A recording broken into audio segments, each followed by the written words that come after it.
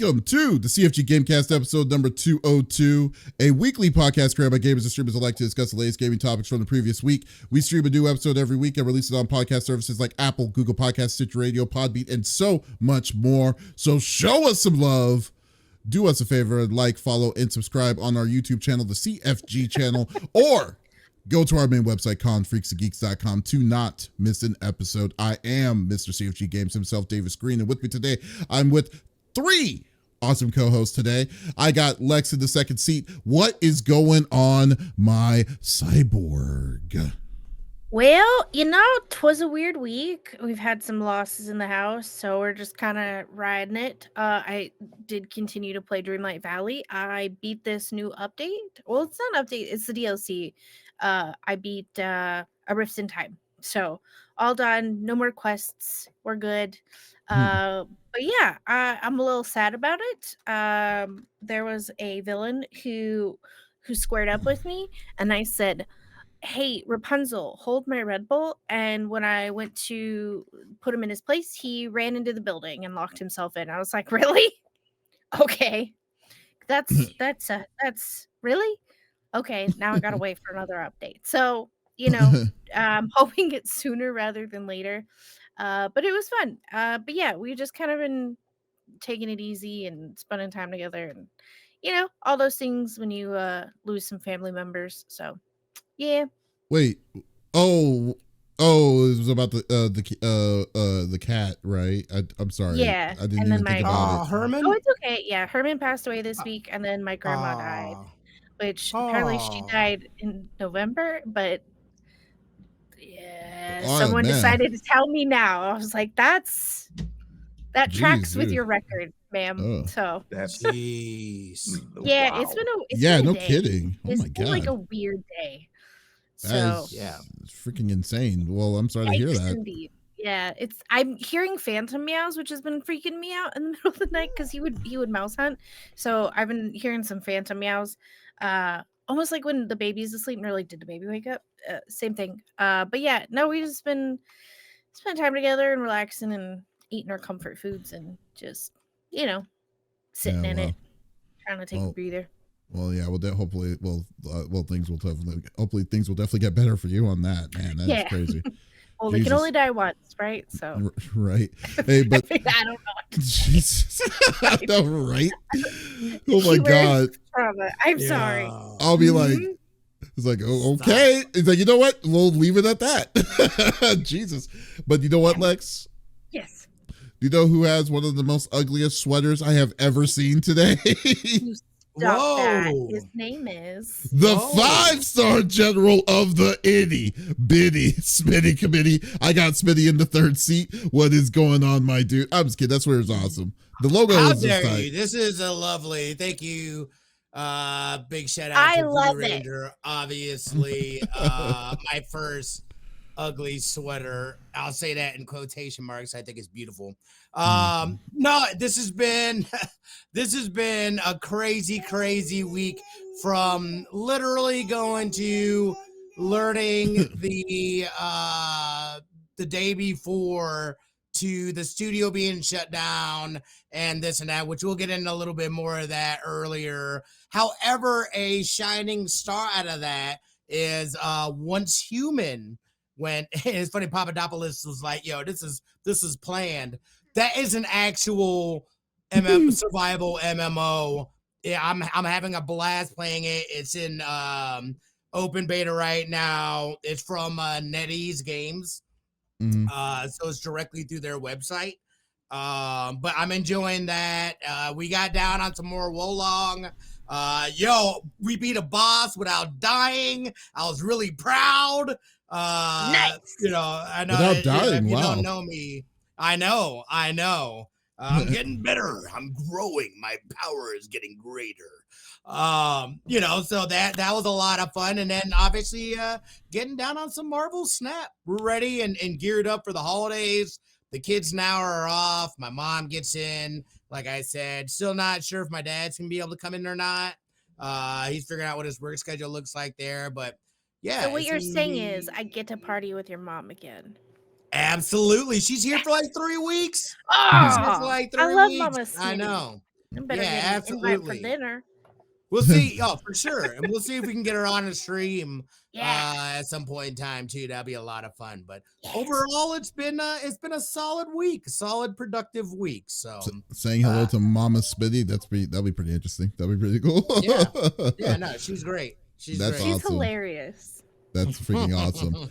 The little one has left the room. Bye. Got tired of sitting on his lap. He's like, okay, I gotta go do some other stuff with my sister. Yeah.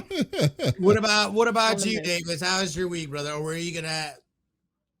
Oh well, I've been doing pretty good, man. I've been I was unexpected. I was about to say something. I was going to introduce our Usually guest, no but one sets you up, so I've been trying to make a point to make sure you get that set up too, brother. Come on now. I was not expecting it. CFG Games himself. Yeah, how was your week, brother? Yeah, I'm good, man. I've been actually been really busy. I'm actually chugging along on Final Fantasy 15 again. I want to try to finish it by the end of this year. It doesn't look like it's going to happen, but I can still believe in myself. Then I also get. Yeah, no, thank you. Then I also was playing. I've been doing the review for Grand Blue Fantasy Versus Rising. So I've played at least 20 hours of that fighting game, and that game is a shell of it, of what it once was, like back in 2020. And I've just been having a blast on playing it, and so far, and it's actually kind of funny. So this morning I was actually going to say something about this because I thought this is the dumbest thing that I've like I just can't believe they even did this, but. I get a reply back from Blizzard, right? An email back from Blizzard themselves directly saying, your trouble ticket is now closed. And I'm like thinking, trouble ticket with Blizzard? I was like, when did I play a Blizzard game? And then I read they gave me the ticket number. And then I read what it was. And do you remember at the beginning of Overwatch 2, when Overwatch 2 first came out last year, when we were having troubles on, like, they weren't allowing you to get characters that you owned already, and then it was locking you out, right? So I opened up a trouble ticket that time to fix that issue, right? They just now closed that one ticket from last year, and they let me know about it today. Stop. And I was like, are you? I am dead serious. I was like, what is our legs that? Over here. Oh my God. I was like, that is ridiculous. I completely forgot. I was like, Overwatch 2. I was like, I don't play Overwatch 2. I play it ridiculously seldomly. Like it's not even close. So so they closed my ticket. It's like, okay, I guess good for them, because I haven't touched a Blizzard game in months, let alone probably a year almost. So other than that, I've been just chugging along as always. But you know what? We also have a fourth guest. This is a really cool streamer that plays a lot of variety games, and I've been wanting him on the show for a while. Glad we were able to get him today. He plays a lot of different kinds of games, and he has a really fun community on his page. So definitely check him out. This is SanotheLantern, that's going to be with us on the discussions today. So how are you doing today? I am fine. I could complain, but I'm not. So I'll spare y'all that. I don't know. We've I guess if everyone's talking about their week, I just exist. No. If we're talking about the things I've been playing lately, well, over on my channel, I'm currently playing through both Super Mario RPG and Final Fantasy VII Remake to prepare for Final Fantasy VII Rebirth coming out. What, February? Is it? Something like that, whatever. And in my off time, I am also playing through the new DLC that dropped for Pokemon Scarlet Violet. So a lot of RPGs in my life right now. How's the new Pokemon? If you can get past how ugly the game is, it's actually kind of fun. You know what's funny? I have so many opinions on Pokemon right now. I don't want to take up all your time complaining about that, but you don't have to. Because you're fine. Because the funny thing about it is that we talked about the issues with that game last year. Originally with like the glitches, the frame drops, the craziness. That was actually one of my favorite games to suggest people to play, but at the same time was one of the worst games that I played too.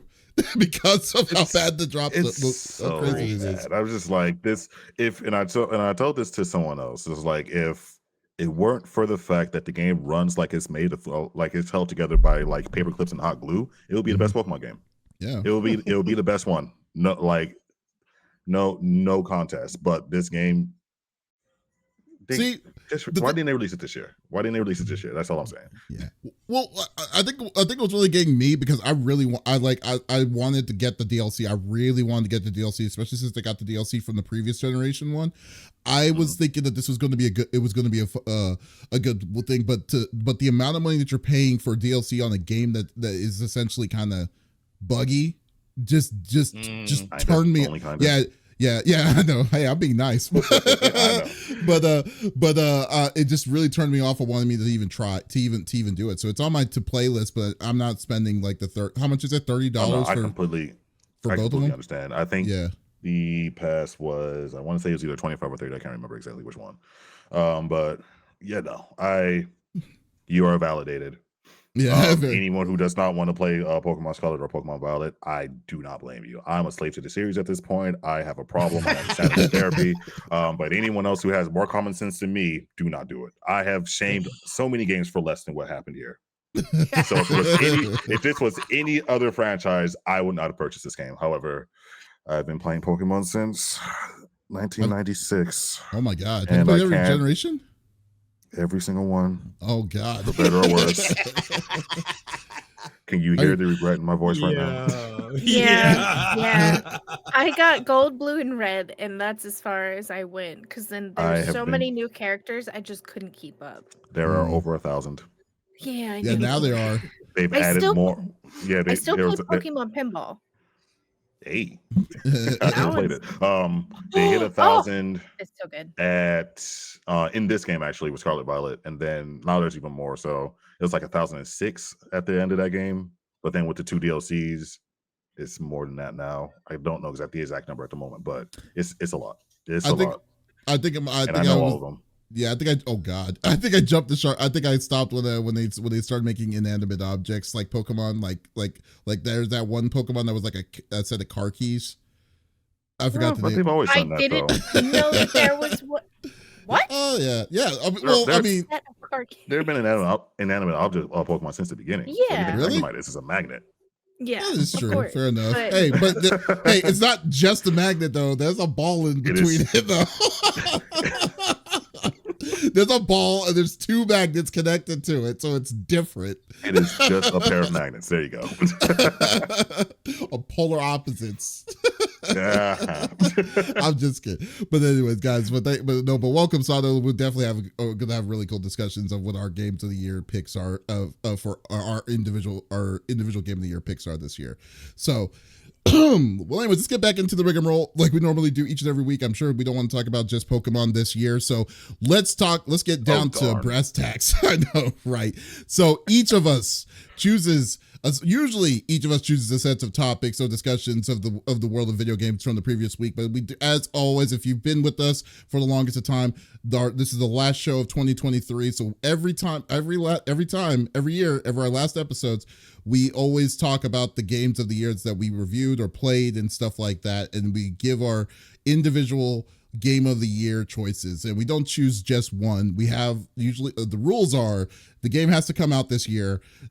We have a set of three picks, not in any particular order, and we added, I think just last year, what was one of our worst games that we played this year as well. So each of us choose we'll go around and we'll just talk about it, we'll discuss it, and then we'll go through it. So now since we got Sano in it, we got 4 people doing it. So but I'm also interested the people and viewers on Twitch, YouTube, and on Kick to be a part of the discussion. So by all means, if you're wanting to chime in about your opinion about what our picks are, by all means type it inside the chat. I'm also interested in what your game of the year picks are as well. So just type it inside the chat too on what you thought was your favorite game of the year.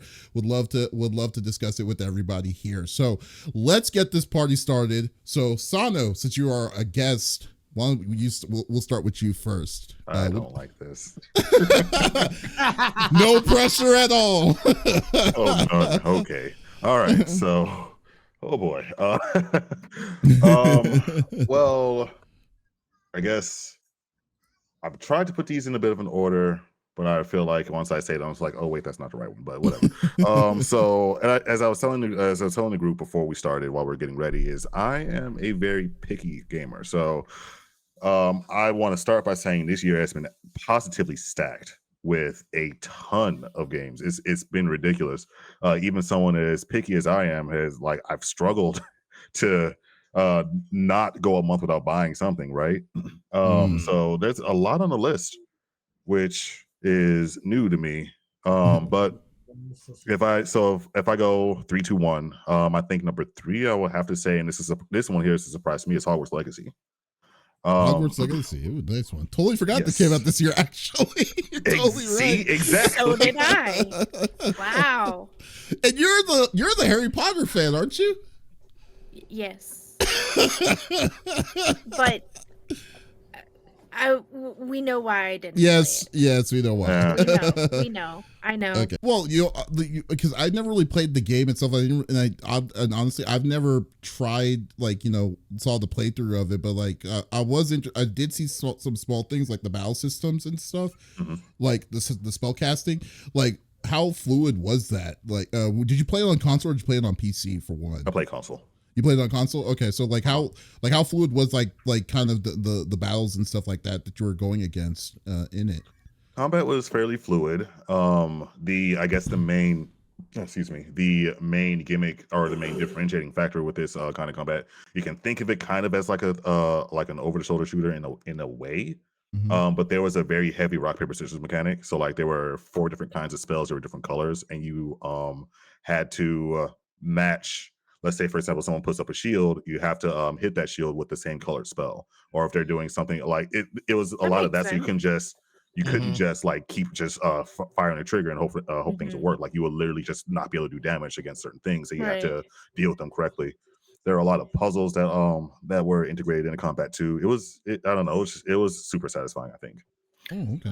I totally agree too. Like my experience with it was I got the ending ruined on Twitter. I'm sorry. A D-bag because because there are people being idiots like that. It's like I get it, man, but like you don't have to do like shitty things like that.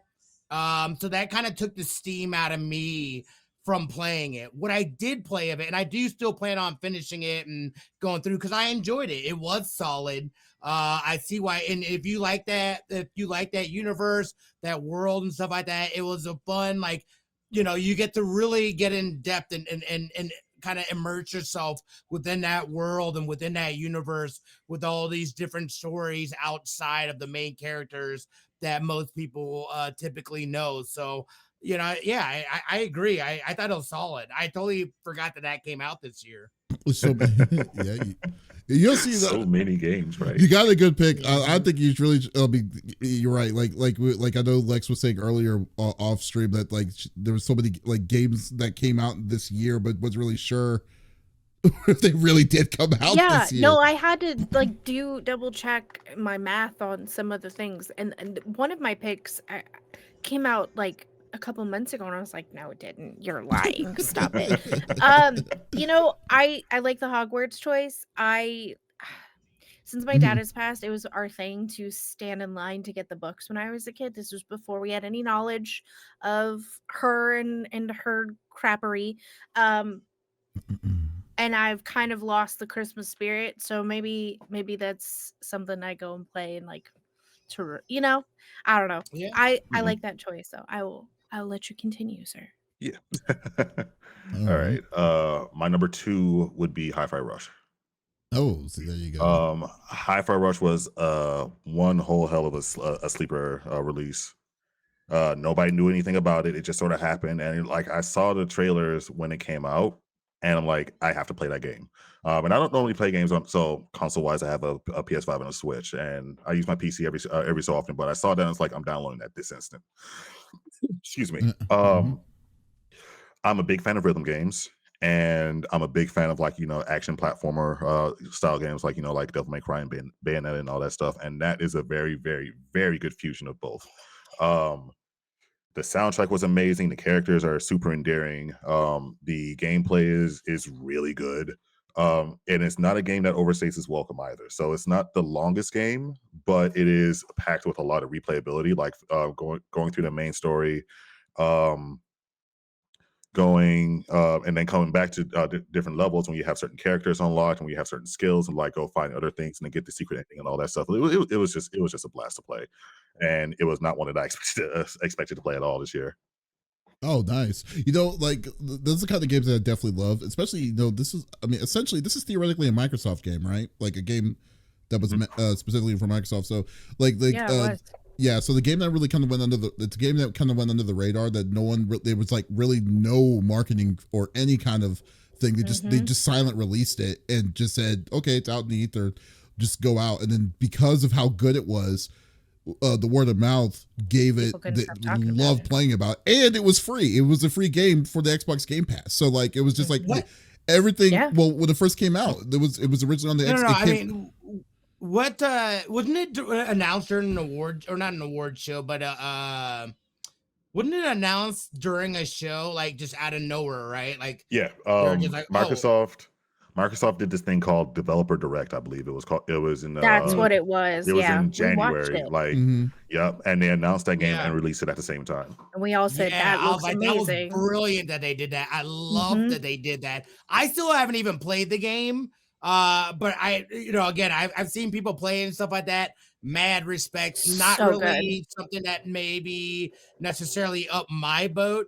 Love the I'm a huge audiophile though. You already know it's something that incorporates music with game mechanics. Mad respect to that, and just how everything that they did about that, I absolutely loved it. Mm-hmm. Yeah, and it's not even a game that like Microsoft is like known for publishing. Yeah, this definitely has I can't think of the name of the studio, but it's the same studio that made I'm drawing blanks, but yeah, Evil Within. They made Evil Within, so it's like, and that was even a turning point for them. So this was completely out of nowhere. And Tango. I know Tango Studios, or Tango Softworks, I think they're called, something like that. GameWorks, I think. GameWorks, Softworks, Tango Interactive. We'll go with something. Yeah. Sorry. I know it flies under the radar a lot because, of course, you have the Microsoft faithful, and Starfield is like a second coming of Jesus for them. But I think, honestly, Hi-Fi Rush is the best game Microsoft is released not only this year but in a good long time.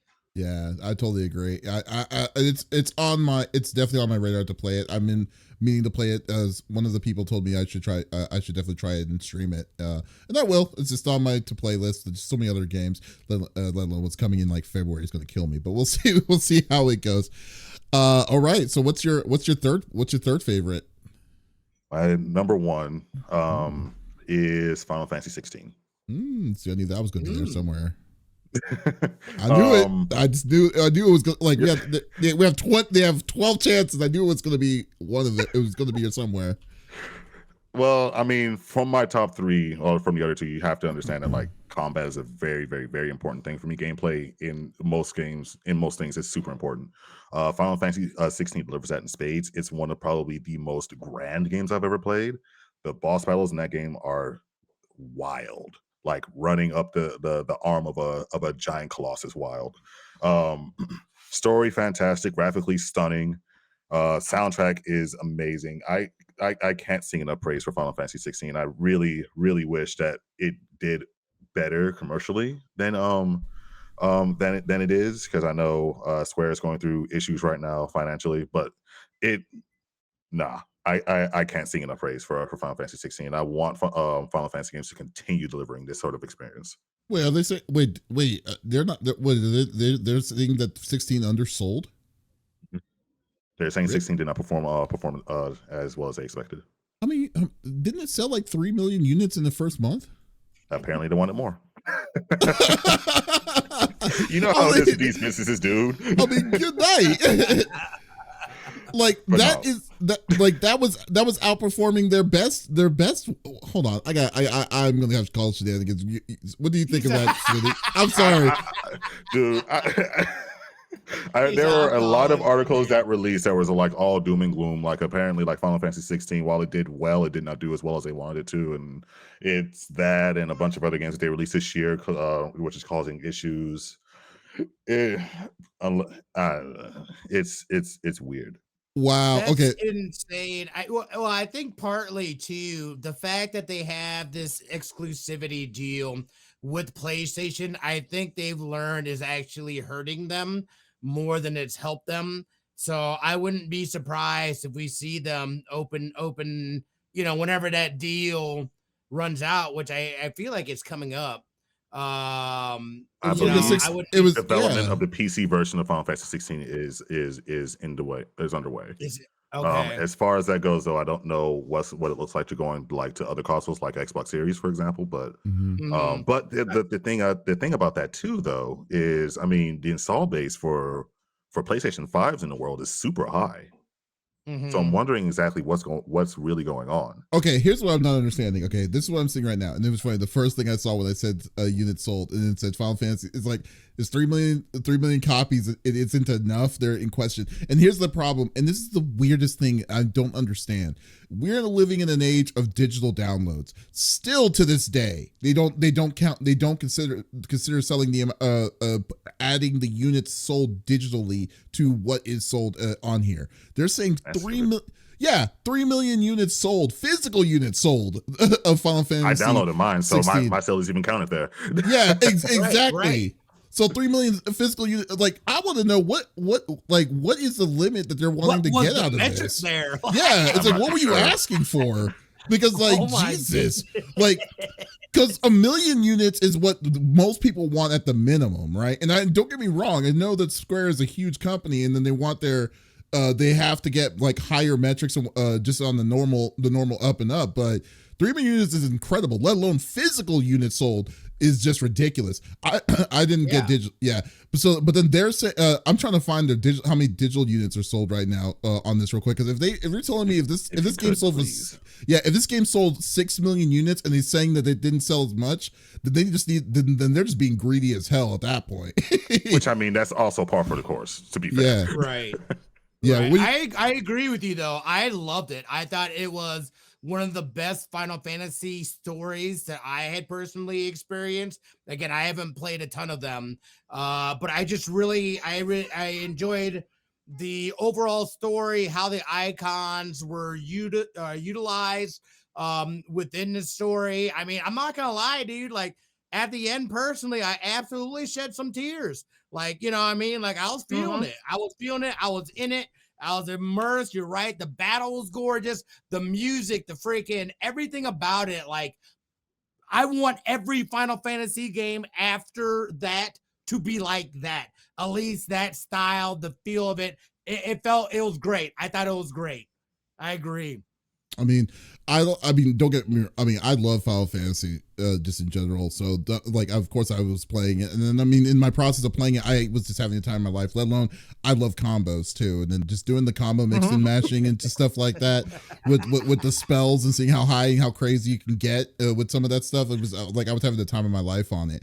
And yeah, I mean, I think like the way they did the storytelling was definitely something that Final Fantasy needed, because that's something that they haven't been doing really well for in a long time. So I was definitely glad on that. Ever since in my opinion, ever since Final Fantasy dropped their turn-based systems with 10, and then they've been experimenting on the different kinds of way. I'm perfectly cool with experimenting on it, but their stories were kind of either dry or just didn't make any sense. But this kind of brought them back into focus with the story. So I definitely love what they were doing with it. So no, that's definitely a great pick. Also, props to Final Fantasy for giving me a villain that I absolutely hated. Oh my yeah. God, Annabella! I oh my God, I cannot wait for her to get her comeuppance. I'm playing this game, and every time this woman shows her face on screen, my chat goes crazy, saying like, "What are we finally gonna take it to her?" It's like, I don't know, but I'm with y'all.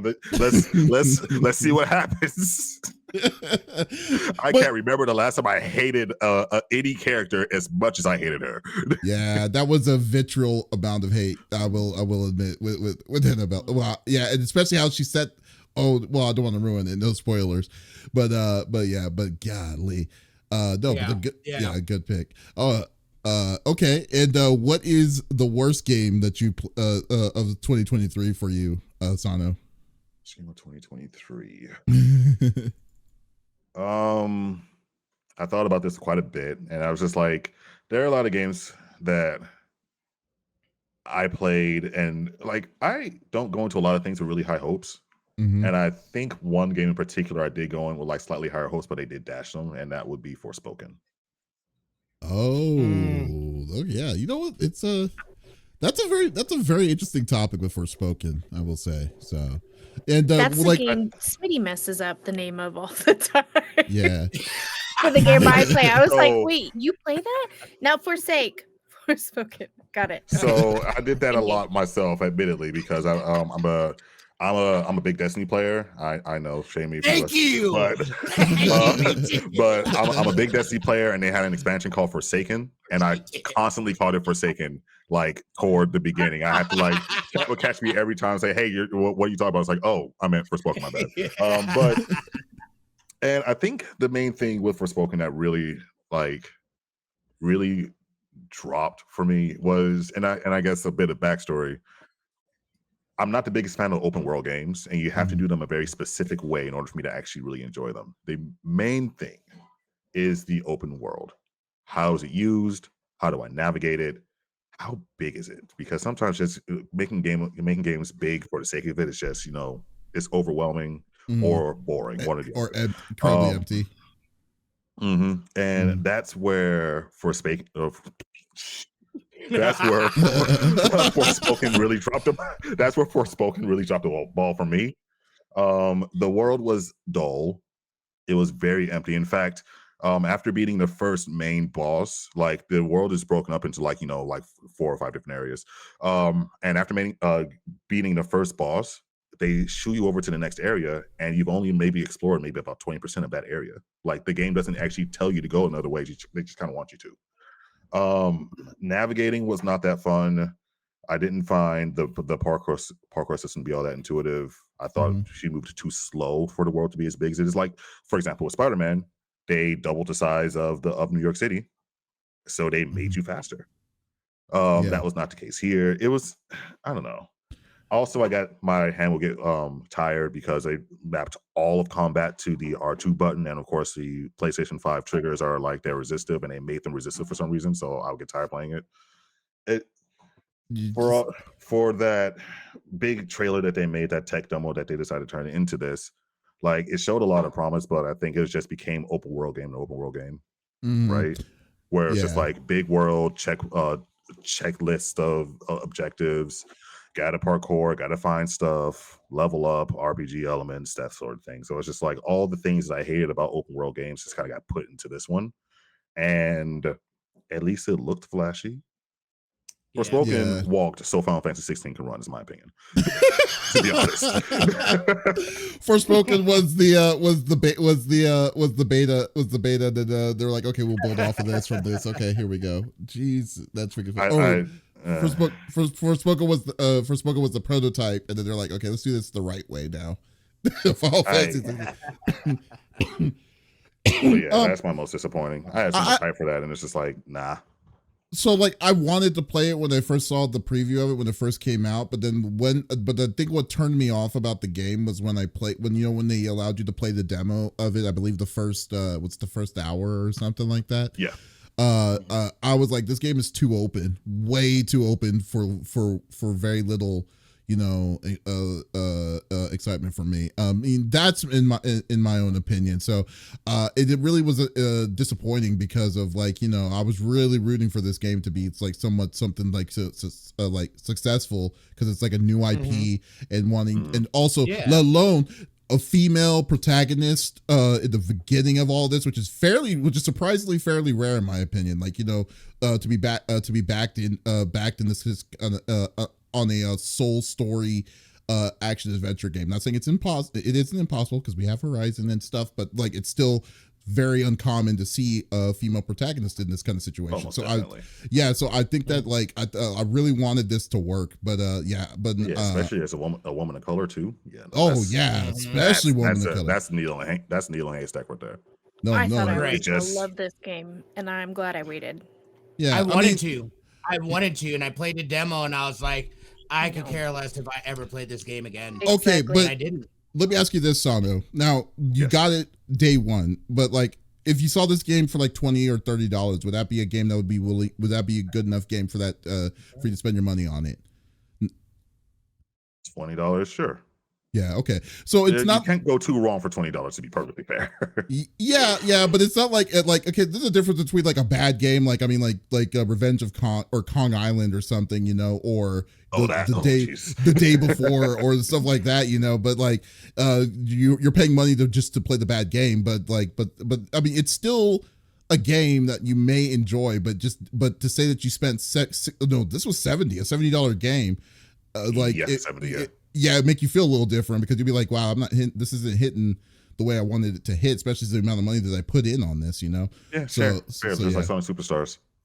Yeah. $20 I think is fair. I think this is fair for like, $20, $30 at most. $70, nah. Yeah, because this is still on my list. I still want to play it, but I just don't think I still don't want to spend full price of this. That's one of the categories I kind of was dangling on what I was. I won't spend any money. I won't spend any money on it, to be honest. Well, you have it. I mean, eventually it's going to be on PS Plus or some service. Oh, very likely. You know what I mean? So, like, I'll play, like, again, maybe I'll check it out. But, I mean, you make a great point. I have a hard time a lot of times with open worlds. The reason I've never beaten a GTA. They're too open for me. I'm gonna try again. Every time I say I'm gonna do it, you'll try and then again. I don't. And I just it just doesn't happen. You're just the dude that likes putting their hand on a hot stove and just saying, "Hey, maybe different next time."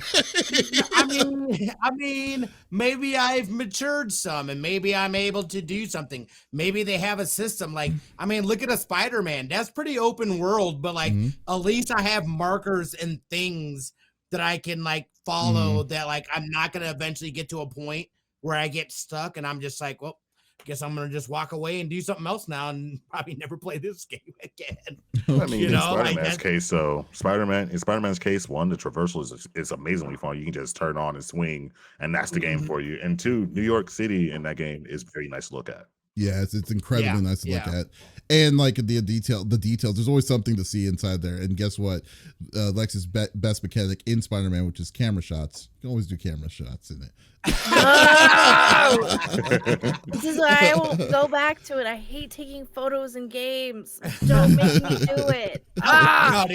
For real, I totally forgot that Forspoken even came out this year. It felt like something that came out last year. That's also a shame too that they didn't utilize the haptic feedback in a positive way to enhance the game. Although most games don't, unfortunately, in my opinion. Like the haptic that's the only thing that's got me curious about Avatar. They were talking like 200 to 300 different haptic feedback things for that game on PS5.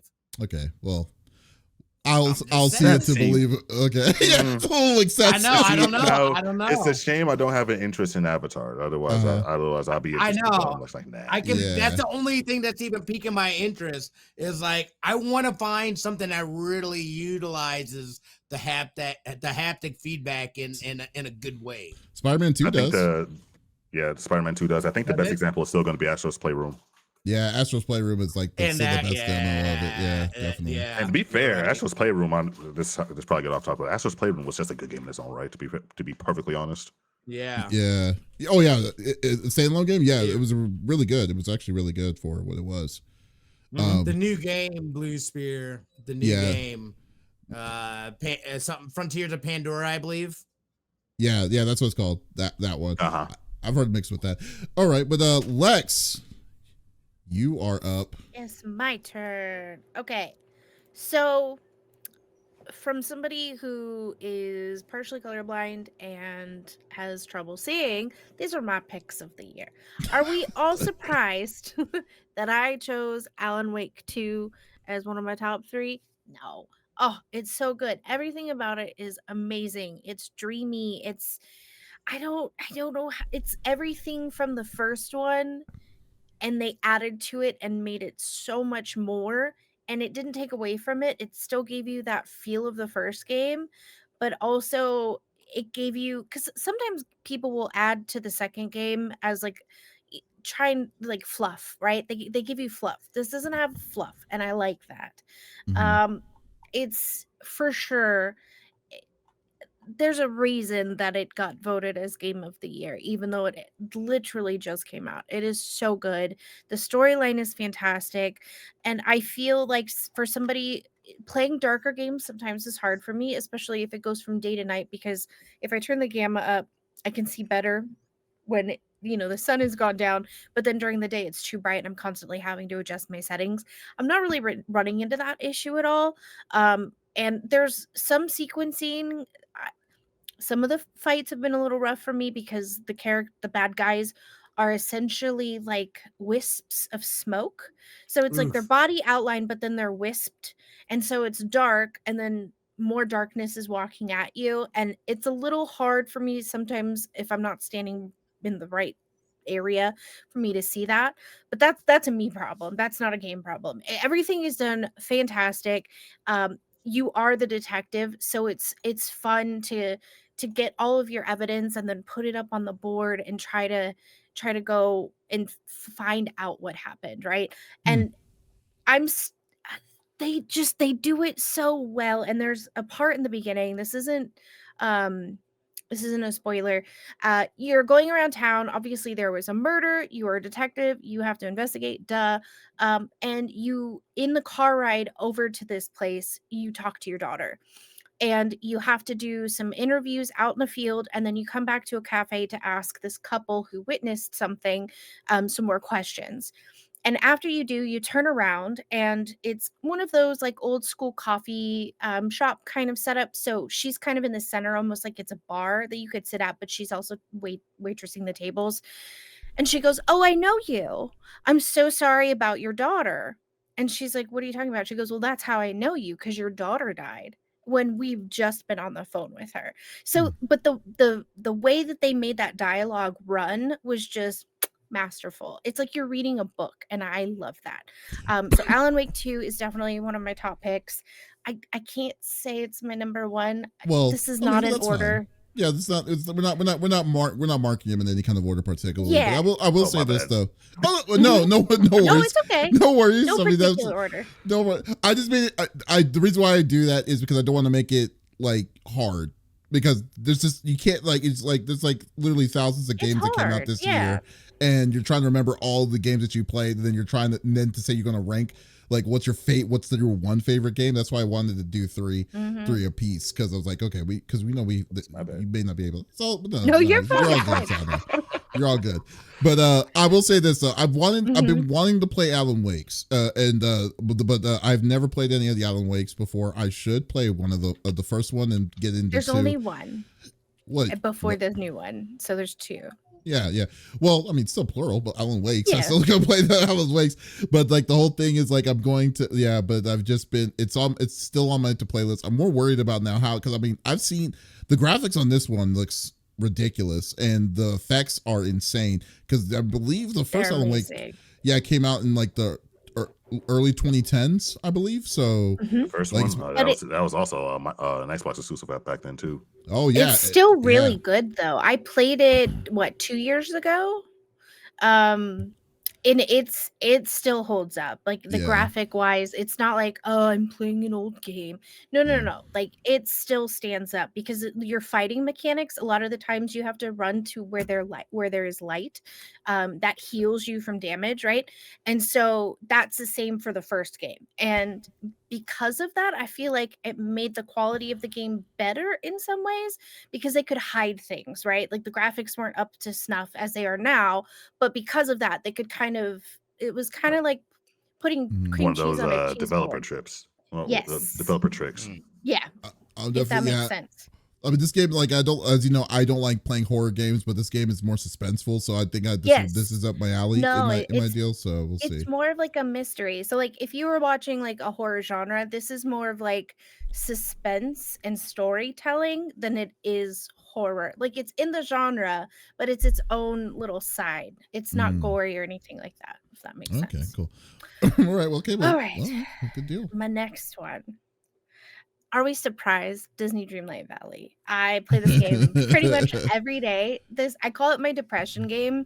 When my dad passed, honestly, like there wasn't a lot game wise that I felt, because this wasn't early access. So this has been out, but it officially released plus with the DLC, which I played both. I finished all of the quests today, actually, because some of the critters come on different days and I missed the last day it was there, but I had to wait a week. But it's fantastic. I love the game. It gives you the feeling of being at Disneyland and like that joy you felt as a kid, but it's not like a nostalgia you can't reach. Like you just feel good and wholesome when you're playing it. So I've dubbed this my depression game, and I still stick with it. It's so good. I love it. The farming doesn't feel forced. Because as you level up, things kind of become almost self-automated, and so you're able to just grab and go. They did update the storage system, which I'm happy about because that makes my life a little easier. You still can't label them, but I don't think you'd be able to really read the labels anyways. But it's a lot of fun. I love this game. I can't say enough about it. I don't want to give things away. Like obviously there was a big hullabaloo because in the trailer of the original game you see certain princesses and things like that, and they don't come for a while. So if you're playing and you're frustrated because you're not getting new characters, level up the characters you have, baby. Get them to level 10, hang out with them all day. So yeah, I basically have like $3.5 million in that game, and I'm ready for the next update. You're definitely just I'm ready. having so much fun. And I love the new tool that they gave us. So you have tools, obviously, because you farm, you fish, you do all that stuff, and you do it with the people on your island. So it's Animal Crossing times 100. Because I dropped Animal Crossing multiple times. I could not. It was all about design. And I'm like, I'm not that person. I want to do the labor and I want it to have a reward. Does that make sense? Like and what's great is when you get a new character, you have to place a little house for them on the island, and it's totally themed around their movie, and whether that's Pixar or Disney, and you get to place it wherever you want, and you can move them too. But it's neat the way that they do it. They don't force you to change designs, and now they have a voting system where people take pictures of their island and you can vote on it. And it's really neat to see how people have moved things on their island to make their day easier. And to me, it doesn't work for me, but I like what you're doing. So keep doing it because it looks really cool. I do like designing cardigans. I don't know what my ideal is, but you get new little logos and designs. And so I make cardigans. That's what my character mostly wears, is a cute little high-waisted shorts and a cardigan with a little collared shirt underneath. And it's a lot of fun. Okay. Well, that's fun. Yeah. Well, that's interesting. Well, and you can take pictures, but you don't have to. You've been I know you've been talking about that for a good bit last week, and now I know it's even some more now this week. Yes. Yeah. So yeah, go. I actually said it's been in early access because I'm like, wait, did that really launch this year? I feel like it's been around forever. Yeah. I feel like it was released last year. Technically, it was on the beta. It was not beta, but it was not in its official release time yet. But the official release, I believe, was early the spring of this year when it came out. No. It just happened December like a week 5th. Ago. Yeah. Yeah. But I thought that was the expansion did.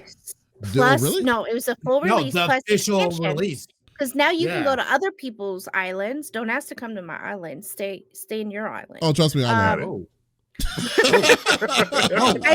I feel like I give too many expectations, and people are like, "You played 600 hours." Yeah, I played 600 hours, and I haven't really moved things. So I feel like people have expectations. Don't have expectations if you come to my island. No, now you can. It's multiplayer, and they released the DLC. So when they opened it to the full game, that's when they added the multiplayer and the DLC at the same time, if that makes sense. So now it's My officially only out. thing about it though was that it was supposed to be a free game. Yeah. Because they still have those, like, it's a free to play game mechanics within the game. Oh my god. Within the currency, right? Do they? I don't know. I don't It is know. I free. mean, Can we please stop putting free to play mechanics in purchased games? Can we please stop doing that? So okay, they get you too much can money, man. You can buy moonstones. Like, let's say you finished everything. You've beaten the current storyline and you're waiting for the next update, which will have more to that, obviously. But you every day you get to farm stuff, right? Every couple hours you can technically, but they drop 2 boxes every day. You get your money, your dreamlight, because they have coins, they have dreamlight, and then they have the moonstones. So the moonstones you use to purchase if like Wally has a storyline and it's like extra bonus stuff. If you don't have enough, you can purchase moonstones with real money, or you can just wait a couple days and farm them. Does that make sense? The That's what DLC I did don't cost like about money the though. game. Oh, see, I That's don't what mind that. Yeah, no, that to me is I can understand it being a free to play game and having that mechanic, but you guys have now decided that you're not gonna. It is a paid game. It is not a free to play game. But those mechanics and that currency is still in there. That to me is problematic. It's just a farm. They'll farm it and farm it. That's the only reason why I really haven't jumped into that game, because I want to really badly, but like I don't got time to play. I'm a Destiny player. You already know, dude. Like, I already got enough of that. That is the second time we have seen that excuse today, and that's very interesting to me. Because, well, I think so. Okay, but I will say, I think the reason they did that is because they have a shop, and I want to say every 5 days it updates, and so the shop will have different outfits that you can't get in the store, and you can't purchase them with your moonstones that you have been collecting. But if you don't have enough, you can then purchase with real money. But I don't know. I kind of like that it has that option in case you don't have it. Like, hey, this may not come around again, and if you want it, you can get it. But it costs 3,000 moonstones, and you're like, dang it, I only have 2,800.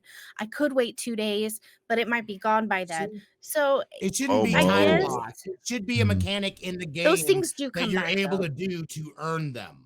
Is how I feel about that. The fact that it's time locked means there's only a finite amount that you'll be able to get within a certain amount of days. And then if you were to have something, I can understand that though, because like if you then were to have something that were exclusive, hey, I hope you saved up your moonstones. But those things aren't mandatory. Okay, but to be fair though, just for aesthetics. To be fair, we need to move on this. But It's okay. So my third game was Demonologist. Totally forgot that it was released this year. I don't know why it feels like I've been playing that forever. Love Me made the best sentence about it in a nice, concise way. She said, "This is the game." What was the game called? That Phasmophobia wishes it was, and I 100% agree. It is so good. Is that just shots fired? It kind of was. That was an inadvertent. That was a backhanded compliment. I liked Phasmo until the last like 5 updates. I don't know what they're doing, but Demonologist basically turned everything I wish that Phasmo had in the game and said we can do that and better. And I really like the structure of it. I think it's a lot of fun. It does look a lot better. With that game. It's great, and there's hidden things, and I think that's really fun too. So that's all I'll say about that. Worst game of the year was Redfall. Hey. I wasn't rushing you. I wasn't rushing you. I wasn't. I know. I was gonna power through my idea.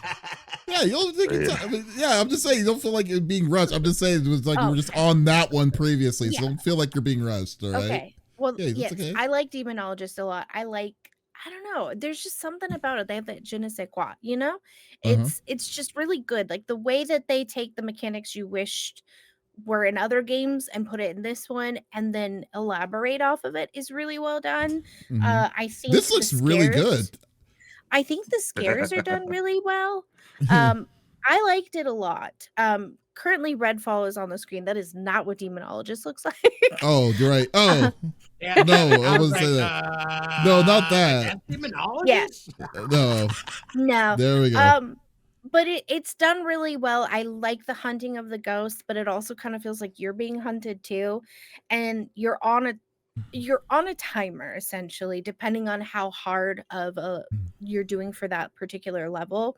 And they've added to the houses. So like the first house that you get that you play, because you have to get to a certain level as a character to open other houses. So you can kind of cheat if your friend's like at 64 and you're at 5, but you really want to go to that hospital, just play with them. You can get there.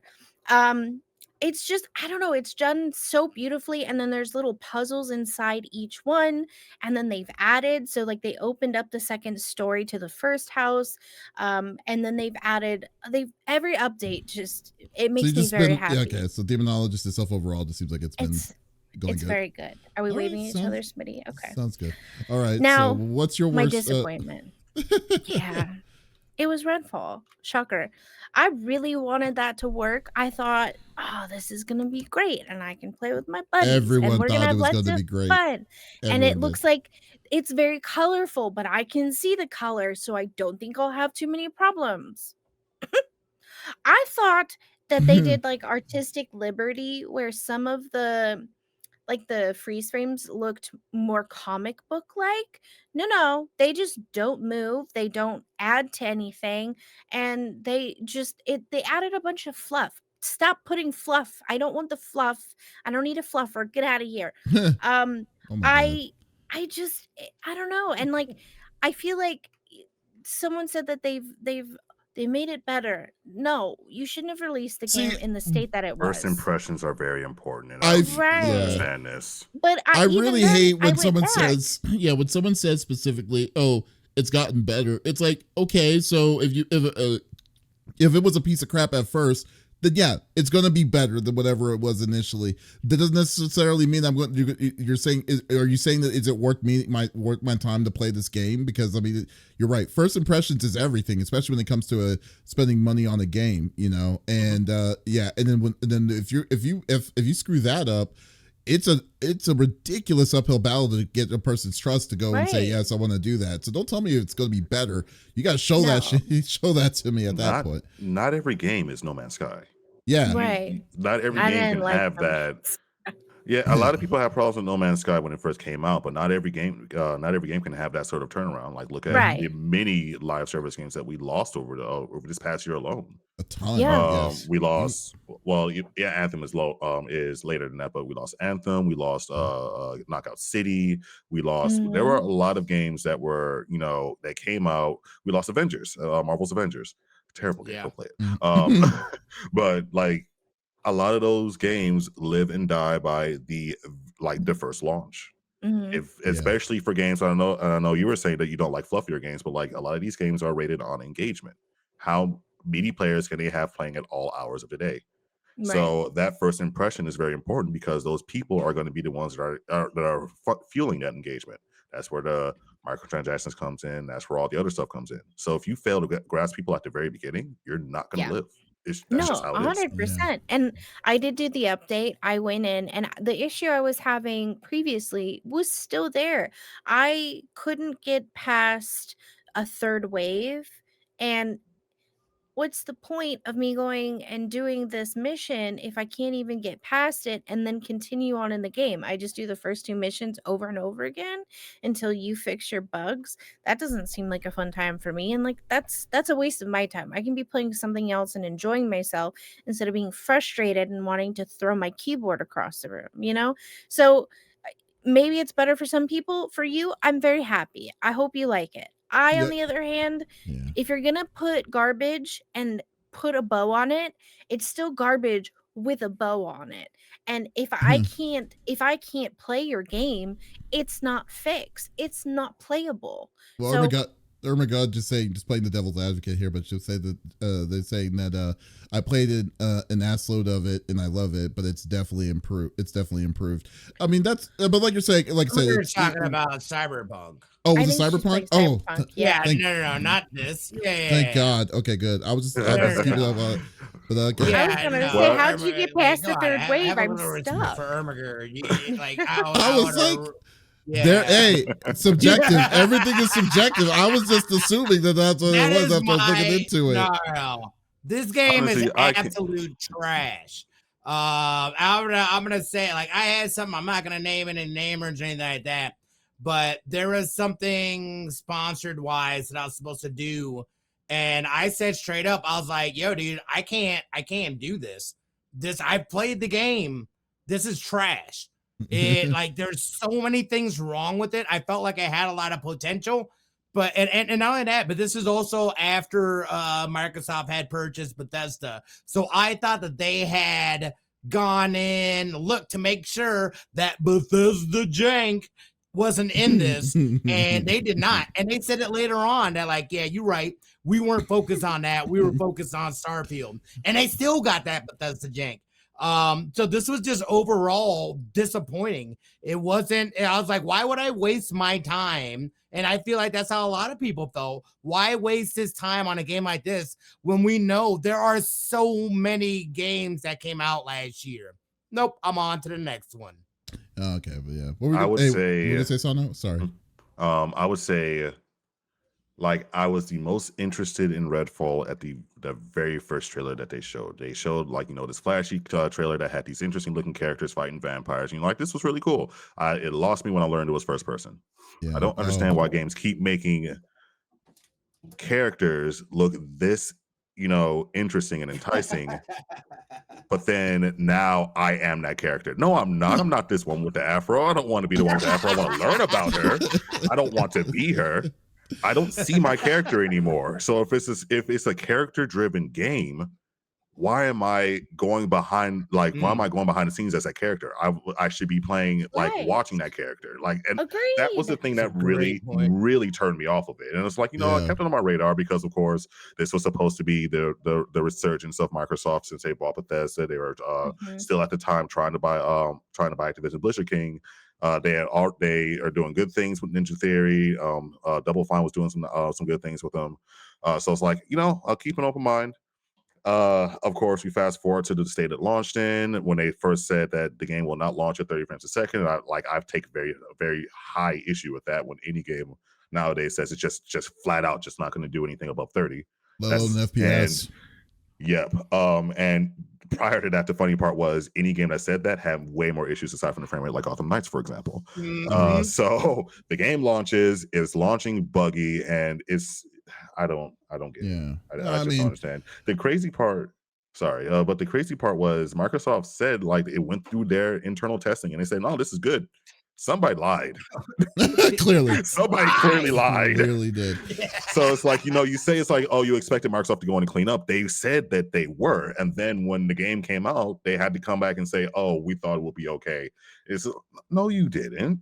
Mm-hmm. What happened to Crackdown when y'all released that the way it did?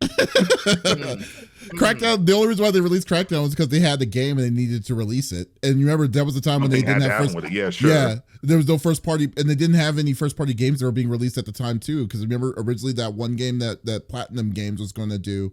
Scalebound, Scalebound, but then they canceled it. There was no first part. There was that spread of nothing that they needed to put something in. So that's why I look how they just said, okay, release a game when it's ready. See, that's why I respect Hi-Fi Rush as much as I did. They released that game, no fanfare. They just dropped it. Say, hey, this is ready. Play it. Yeah, and it was amazing. Right. Yeah, I mean, we could basically punch this game in the gut like hundreds of thousands of times, but we know this. And it's so much fun. It's going to be crap. yeah. But all right, well that's good. That was cool. That was cool. Your picks there, Lex. So thank you. Let's move on to Smitty.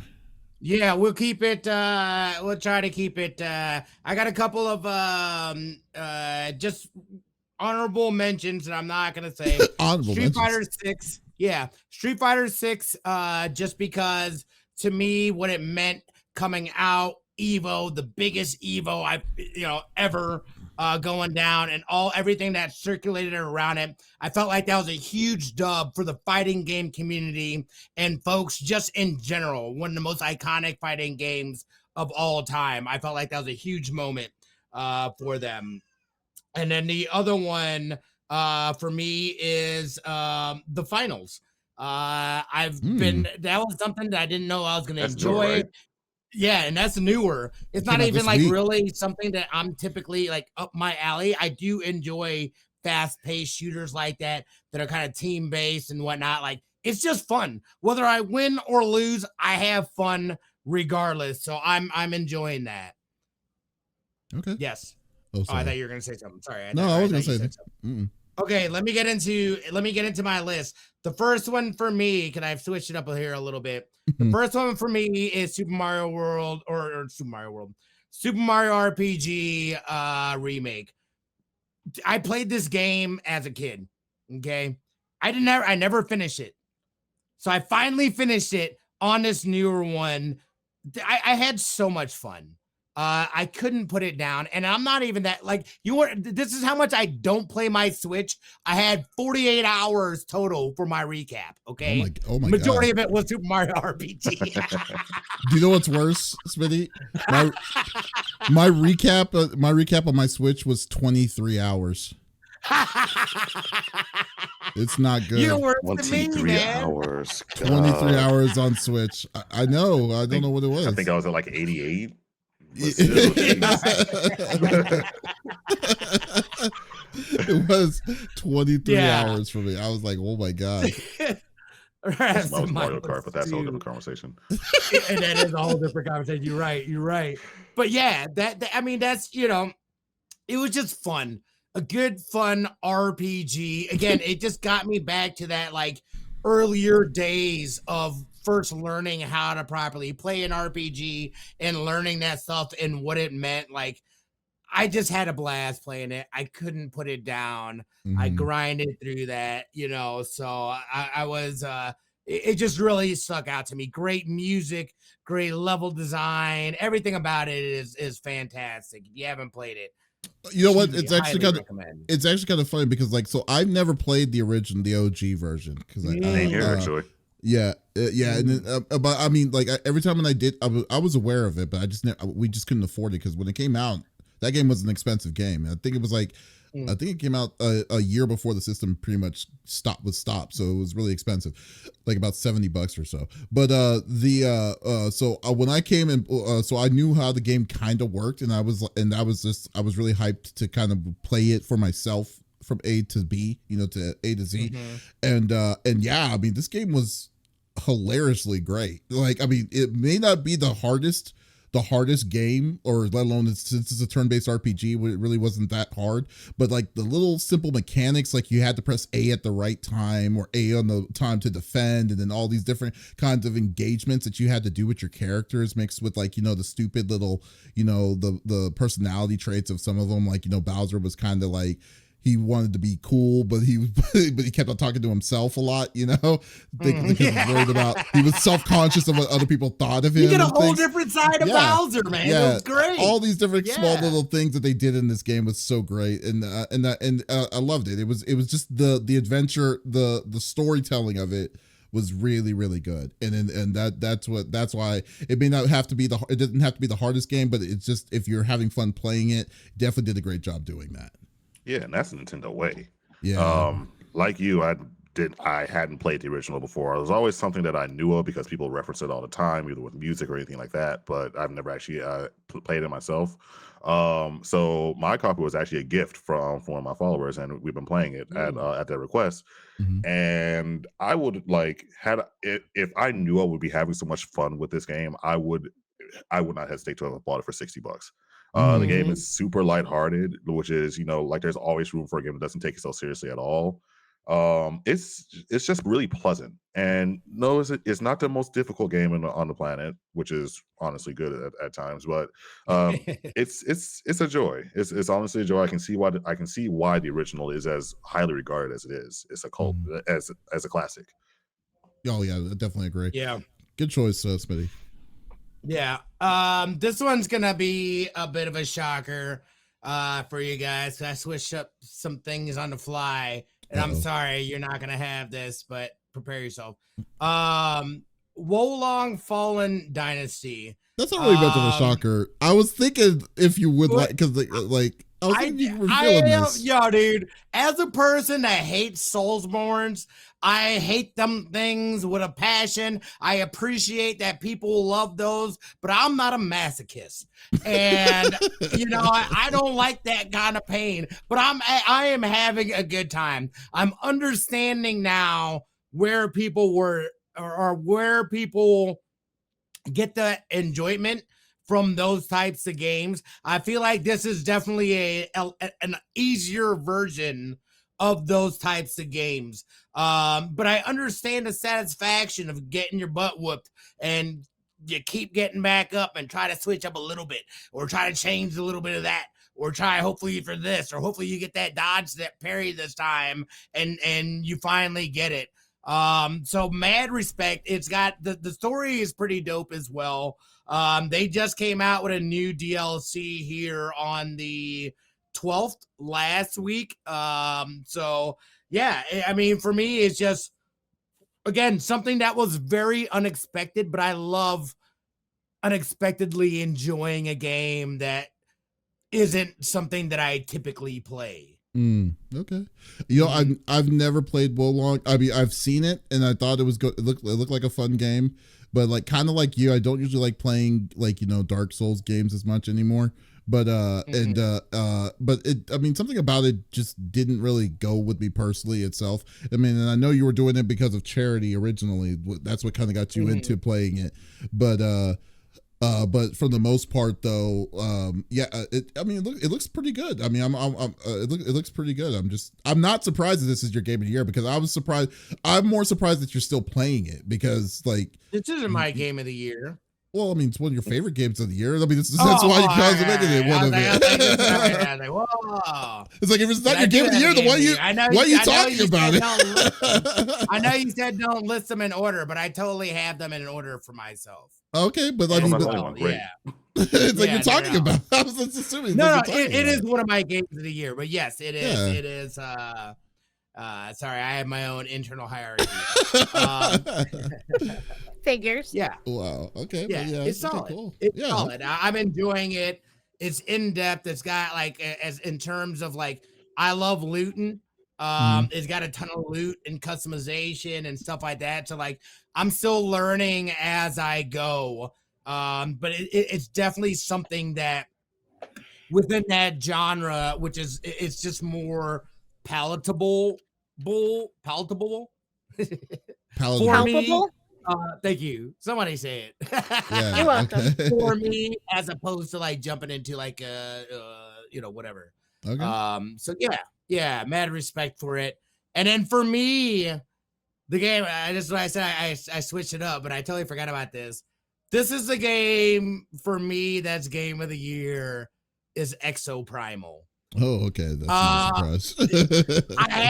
Dude, like Exo Primal. Mm-hmm. So I remember them putting out a trailer at like last year, something or another, maybe Summer Game Fest or whatever, and I was like, meh, dinosaurs, mechs, you know what I mean? Like this kind of looks generic. Mm-hmm. Had no plans to get it, play it, whatever. However, it was released on Game Pass. All right, I'll install it and give it a go. Boy, I had no idea what kind of ride I was going to be in for. You fell in love. I really did, and it really filled a void for me. You guys know I love Overwatch. Overwatch is just kind of, I haven't really played a lot of it. This has kind of filled that Overwatch void for me. It had way more of those kind of Overwatch mechanics and play style in it, like playing as a team, but it also has the PvP or the PvE aspect of it as well. So it's super like, even though you're playing some of the same stages, it always felt different because the order of the different things and activities or whatever that has come into play, it varies. Their development has been, I feel, pretty on point. They've released a roadmap. My biggest critique, and again, I did an actual review, excuse me, for a website on this game. And my biggest thing was the fact that this is a PvPvE game that does not have true crossplay. Why would you make a game like this? No crossplay in 2023. What the hell? Bro, okay, well they messed up their standard. crossplay. Yeah, they messed up their huge crossplay on this. Yeah, they didn't fix it. Is it still the same? No, it's still the same. There's no way whatever system they built in. So they did say on their website that they plan on making a mode that utilizes proper crossplay. But why would you not out the gate do that? It didn't. It never made. Yeah. So even though you're playing on PC and you got it on Steam, I can't play it with you because I'm using it through my Capcom with Microsoft. That's kind of shenanigans I'm talking about. The dumbest thing. So wait, even different like marketplaces on PC you can't play with? Yeah. Okay, that. Do you know what I think? I think this is the same people. This is the same people who did like Monster Hunter and thought it was a good idea to do it that way too, or something. I don't know what the heck that is. So I have never heard of that. I'm just trying to make sure I understand what you're saying. So like you buy the game on through Steam, and I, let's say for example, buy it through Epic. We can't play together. We would not be able to play together. Right. Nope. Him and Dustin. Yeah. But if you go into a lobby, you can get it's crossplay. So you can get matched with PlayStation people, freaking wherever in a normal lobby. You just can't queue with people and get into a group with people in crossplay. Makes zero sense. I don't even understand. Yeah. That is the dumbest system. Dumbest thing I've ever heard. What's even worse is that they made a website, Capcom ID, it was supposed to be allowing people to log in and create their Capcom account, so you'll be able to crossplay by going by their IDs. But you're telling me they don't? It seems like they're bypassing that too, which is okay. Anyways, whatever. Yeah, that's the dumbest thing about it. Aside from that, though, that would make it like for me. That would have made it darn near for me. In a higher echelon of ratings and stuff like that. Because like I feel like it was on the cusp of being a great game. It's a good game and still game in a year for me because it came out of nowhere and I've had so much fun. I still am playing it. They're the new releases with mechs or the new armors or different variations of them, new levels is still ongoing. So, for me, Exo Primal, I love it. Give it a shot if you got Game Pass. It is a lot of fun. It is a lot of fun. Ravage says it pretty perfectly. It's terrible, but I love it. And that's all that matters. Everyone has a game like that, though, in all fairness. Everyone has a game like that. It's all that matters. Yeah. Because, I mean, for me, I will never play this game because this does not look good to me at all. Like I think it does not. And plus, I think the fact of if you have to go circles on the online, that just turns me off completely. Wait, you're talking about Exo Primal? You would never play Exo Primal? Yeah, I'm never gonna play Exo Primal. That's not my game. No, you know me, dude. That's not mine. Yeah, that's true. So I would never play this. If you're a fan of Overwatch and what's that one silly game that you guys play? The one that's a bootleg Overwatch. Fortnite? No. Valorant? Davis.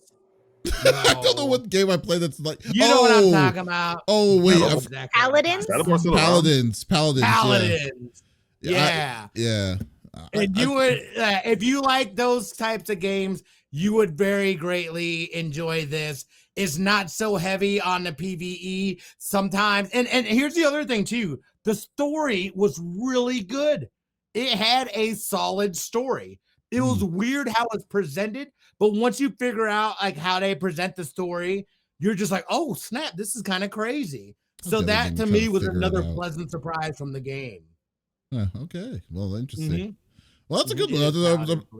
I'm surprised. I'm surprised that that is a surprise for me. Okay, what's your worst game? My worst game, you should already know. The day before, talk about being bamboozled. Shenanigans and rug pulls. We all knew it was coming. leading up to this, just the marketing. And again, I'm not opposed to getting a Kickstarter game, getting an early access game, whatever. You know what I mean? Things can be rough. I've gone through some of the development cycles. Scum is one of them. You know what I mean? And just kind of being a part of that and seeing it ride. Yo, dude. Number one, going in, it ain't even a survival, dude. It is an extraction game, which I don't play. I mean, I know extraction games. You know what I mean? They're fine. Not something I typically play. So that in itself, I wouldn't have even gotten a game had I not thought that it was a survival game. And I even thought, you know what? Maybe this is like their like, here's where we're at. We're gonna open it up. Let us like throw down a timeline or whatever. Nah, son. We didn't even make it a damn week. We didn't even make it a damn week. They said it was barely a day. Yeah, it was barely a day. It was like 26 hours. I think we saw the man behind the curtain. I think Twitch kept its artistic nudity policy longer than they pulled up. Wow, that's freaking hilarious. Yo, unbelievable. Okay. Speed running a company into the ground. This game, I don't know why they didn't stop this from releasing or any of the stuff, dude. Like, this was a total straight up grift. And then for them to come on after and be like, well, shit happens. Okay, but here's the thing about this one, though. First off, you already know where I stand about early access, let alone like, Kickstarters programs and stuff like that. But, I have good luck with early access. Well, I just would like to. Long story short, because I know, Smitty and I usually kind of disagree on this, but I will say that like I don't like putting my money on something that's not complete, or let alone or something trying to support. Yeah, or try to support something or a project, let alone when they're asking you to give them their money to use it as runway money to complete the game that you're wanting to purchase from them. I don't believe in that, because I think like if you're wanting us to buy as a consumer, you gotta give us the good first before, instead of telling us that you're going to use the money that we're giving you to make the product that you're promising us. That doesn't make any sense to me. So like, I'd rather wait, show me the good, then I'll do it. That's basically the gist of it. So that's why I don't like Kickstarters. I don't like any of this stuff when they're asking the company, and then let alone returning back that you're not getting any little profit of the money that they're going to get. Because technically you're using the money as their runway, so they should give you a little piece of the pie for it, not like a freaking T-shirt or something like that for it, depending on it. It depends on the amount of money that you're putting in. And for me, it's more about just feeling like I was a part of the development of a game. I don't have that skill set personally, so you know what I mean. Being able to see something and being able to help to shape it, whether it be with my opinion, just getting it out there so people can see it and stuff like that. But I totally respect people, you know what I mean? Like, hey, it's not a complete game, but like for me, it's like, I know that going in, and I'm just like, it's because I've had a lot of great, like positive experiences doing that too, along with the scammy negative experiences. Yeah. So with that said, because I don't want to open up a can of worms on this, but with that said, I'm not a fan of like, this is exactly what these people were saying. They were promising a lot of different things. They were saying this game will do this game will do that. They were giving false information with the trailers that they were giving, saying that this game will have this, and this. Then when you come in and you get the game, it doesn't even feel like it's an alpha build. It looks worse than an alpha build in its sense. And I'm like, oh my God, dude, this is ridiculous. Promising the world and stuff like that. And then you're going to give this garbage out. And then let alone charging, how much was it? $40? Class action lawsuits, man. Yeah, $40. $40. Yeah. I wouldn't even waste my time on that. I did get my money back, by the way. He did get my money back. Yes. So that's why I'm like, just like, I stay away from most of that stuff. And if it's early access, so don't get me wrong, I've gotten some early access games. I'd rather just want to show the proof of all of this, but like, man, dude, this was terrible. Like, just in general, like just the amount of people that were conned from this in general was incredible. Like, on how many people were like thinking that this game was what it was. It was disrespectful to the industry. It was incredibly disrespectful to the industry. Not only the industry, but the folks that make up the industry in terms of the consumer base. It Oh, of was like, course. oh, no one's gonna know Yeah. that this is nothing like what we said it was gonna be, and it's assets from whatever from which is fine if you use assets from a store and stuff like that, but like you didn't spend 5 years on this shit. What are you talking Not about? 5 years. If Definitely you not 5 did, you years. spent what the hell did you spend 5 years on? This was a DevCon weekend. That's what that was. Yeah, exactly. All hands on deck. It was just you and me, buddy. I got pizzas Yeah. on the way. It's We shipping Man it, said, baby. man said he just hired somebody off the street. Hey, I'll feed you. Come, just press the keyboard a little bit. Their team was made up of volunteers. They said that their team was made up. They said full-time volunteers and part-time volunteers.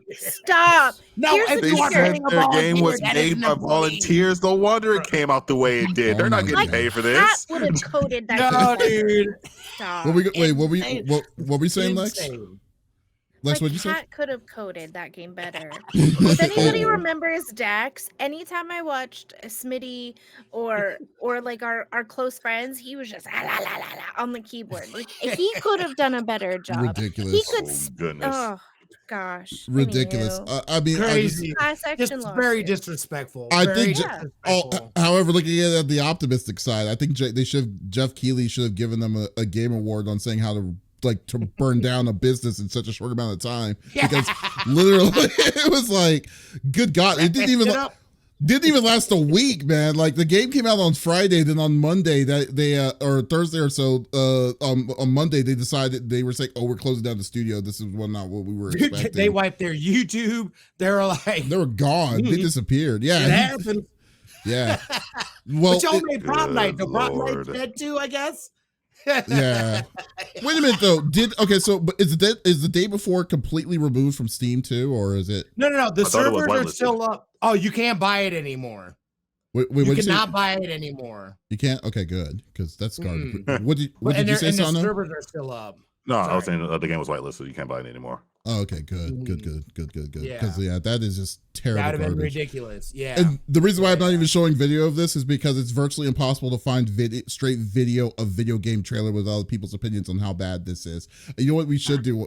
One day we should actually just take a look at Steam's negative thing, because I love looking at Steam's Steam's reviews of the players who play. Oh, yeah. It's freaking great. The to fact do that it. you even this isn't even the genre of game that you said this game was. Yeah, that is bad. That was I'm so sorry for anyone who bought it. insane. yeah.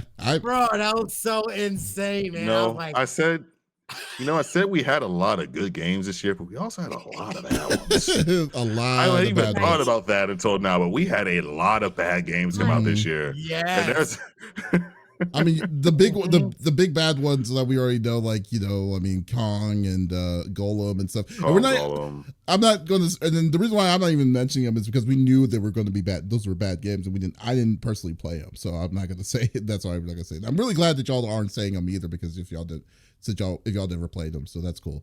But yeah. No. Yeah, so because we got money, we don't want to waste our money on garbage. Simple as that. All right, was that it, Smithy, or was there anything else? That was it Where you for go? me. That was it for me. Yep. All right. Verdict is still out on Star Citizen. I think Star Citizen is a scam, to be honest with you, because I'm not a fan of how they're asking for money, and now they're asking that they're saying that this game will do this, and this, and now their platform is asking for more money on with the microtransactions than the finishing the game. And Wait, they put microtransactions? I have the game. I haven't played in a grip. have you seen how they're doing it? People are buying ships. Like, you have to buy the ships directly, and then there's different package sets. This game, and You keep can't in build mind, them? no, Or well, buy them with in-game currency? I don't know if you can or not, but I know that if you go to their website, there's literally a store where you can buy the ship. You have to buy certain ships, like special edition ships, kind of almost as if that's an NFT. So yeah, no, that's exactly what it is. and here's my problem though, and this is the biggest problem. This game asked for money for a Kickstarter, got $65 million from a Kickstarter back in the day, and they are still, and now they're always asking for constant money and upgrades and stuff for a game that will never be released, that never will be officially released. That's insane. So that's why I don't like it. I was like, I don't think it's worth it personally. So yeah, don't get me started. It's straight up embezzlement. I mean, if it was up to me, I would have been like, okay, y'all. I mean, like you basically didn't promise if someone put kicks, it's theoretically it's possible. I mean, it's been over 10 years now. If someone should be pissed off that their Kickstarter has still not have gotten into fruition on this yet, because it's been 10 years, over 10 years. I wouldn't even do Kickstarter. I'm just a video game slut, and I have 3 buckets at it, so I can play it because I love sci-fi, I love space. You know what I mean? Like, I still want that. I haven't played it in the grip just because like the flying is hard, man. Yeah, like, perfectly. Not like I just haven't like I don't got friends there, and like you know what I mean. Space is lonely. Not gonna fight for the that's why I don't talk about my Star Citizen. That's already been on my list forever. You have the game. Why are we playing together? I don't, because I don't play it. I don't play. I will never play it. All right, so my pick, that pick is not the worst pick for me, so that doesn't count. What I'm going to talk about. All right, so my picks are actually, I will say this because, like, first off, the pick is I'm surprised that this is one of my picks because I don't usually play this kind of genre as much anymore since I'm an adult now. I was, or I should say, man-child. But the biggest thing is it was Super Mario Wonder. I want to play that so bad. Yes, dude. Like, I don't usually play platform games anymore. I'm not usually like, I just don't have the attention span to really do it anymore. I don't know why. I just feel kind of bored when I do it. But for some reason, Mario always does it right for me. You know, like the 2D Marios have always been very, very fun in a very, like, you know, satisfying way. It's they're not too hard, not too ridiculous, very simple, just fun. But like Mario Wonder, besides the mix on the new animated graphics that they added to the characters in this, as well as like the music and the just the new special forms and stuff, it was great. Is great as it is. But what makes it fun, even on top of that, is the special stages that you can get into, like that you get into. And it's not like, oh, okay, you get one stage to get inside these special stages. No, every stage has a special stage, like to get it into. Like, you're doing the normal, you know, A to B, but then once you find this one specific flower, the stage warps into something crazy and weird, and everything goes weird on you, and you're trying to hurry up and find the extra I want to say, I think it was like a seed or something, the extra seed or so, just to find it out, to get it, and then finish the stage. And it is so much fun. Like, I could sink in hours in this game. Apparently not enough hours because I only had 23 hours this year for my Switch. But that just means you have some work to do. Yeah, I definitely do. I know, right? Well, when I think about it, I only played, like, there's 2 games I played. Apparently it was this, and it was Mario RPG, apparently, this year on the Switch. So yeah, so like I definitely love this game. It's a very nice family oriented game. Oh, and they know who they were catering this for too, because yes, there is a tougher, you can play as a regular character like Mario, Luigi, Toad. There's more than one Toad, so different kinds of Toads, and then there's this one character which I think looks like a character from the Rabbids, but I think it's I forgot. Yeah. It's about Nabbit. Yeah, Nabbit. Yeah. Nabbit was in New Super Mario Brothers. He is? The Luigi version. Yeah, he's an interesting character. Oh, okay, cool. So so if you have like a kid, or if you have a child that's, like, you know, maybe a little bit too young and doesn't really good at platforming and hitting bad guys and stuff, he's virtually invincible. The only way that he can die is if he falls off a cliff. Like, and that's it. So, like, if you just wanted to play for fun, you have that as a feature too. So everyone's meant to. Oh, here's one of the crazy bonus stages that I was talking about. Technically like an accessibility like option. You know what I mean? Yeah. Like, if it's kind of. Yeah. I'm mad at my family, dude, because that's why I got this game, and we haven't even gotten that far, dude. I want to play it so bad, and they're like, they keep dying and jumping. I'm like, what are you doing? Like, come on. Let's play I'm gonna have to start a separate save. and I'm let's about play. to run robots. Let's play some Roblox. That's what's basically what's happening. Yeah, exactly. Should I play Roblox? Like, you didn't want to do Lego Fortnite, like at least, like I'm waiting to jump into that. Just you know what I mean, like and like.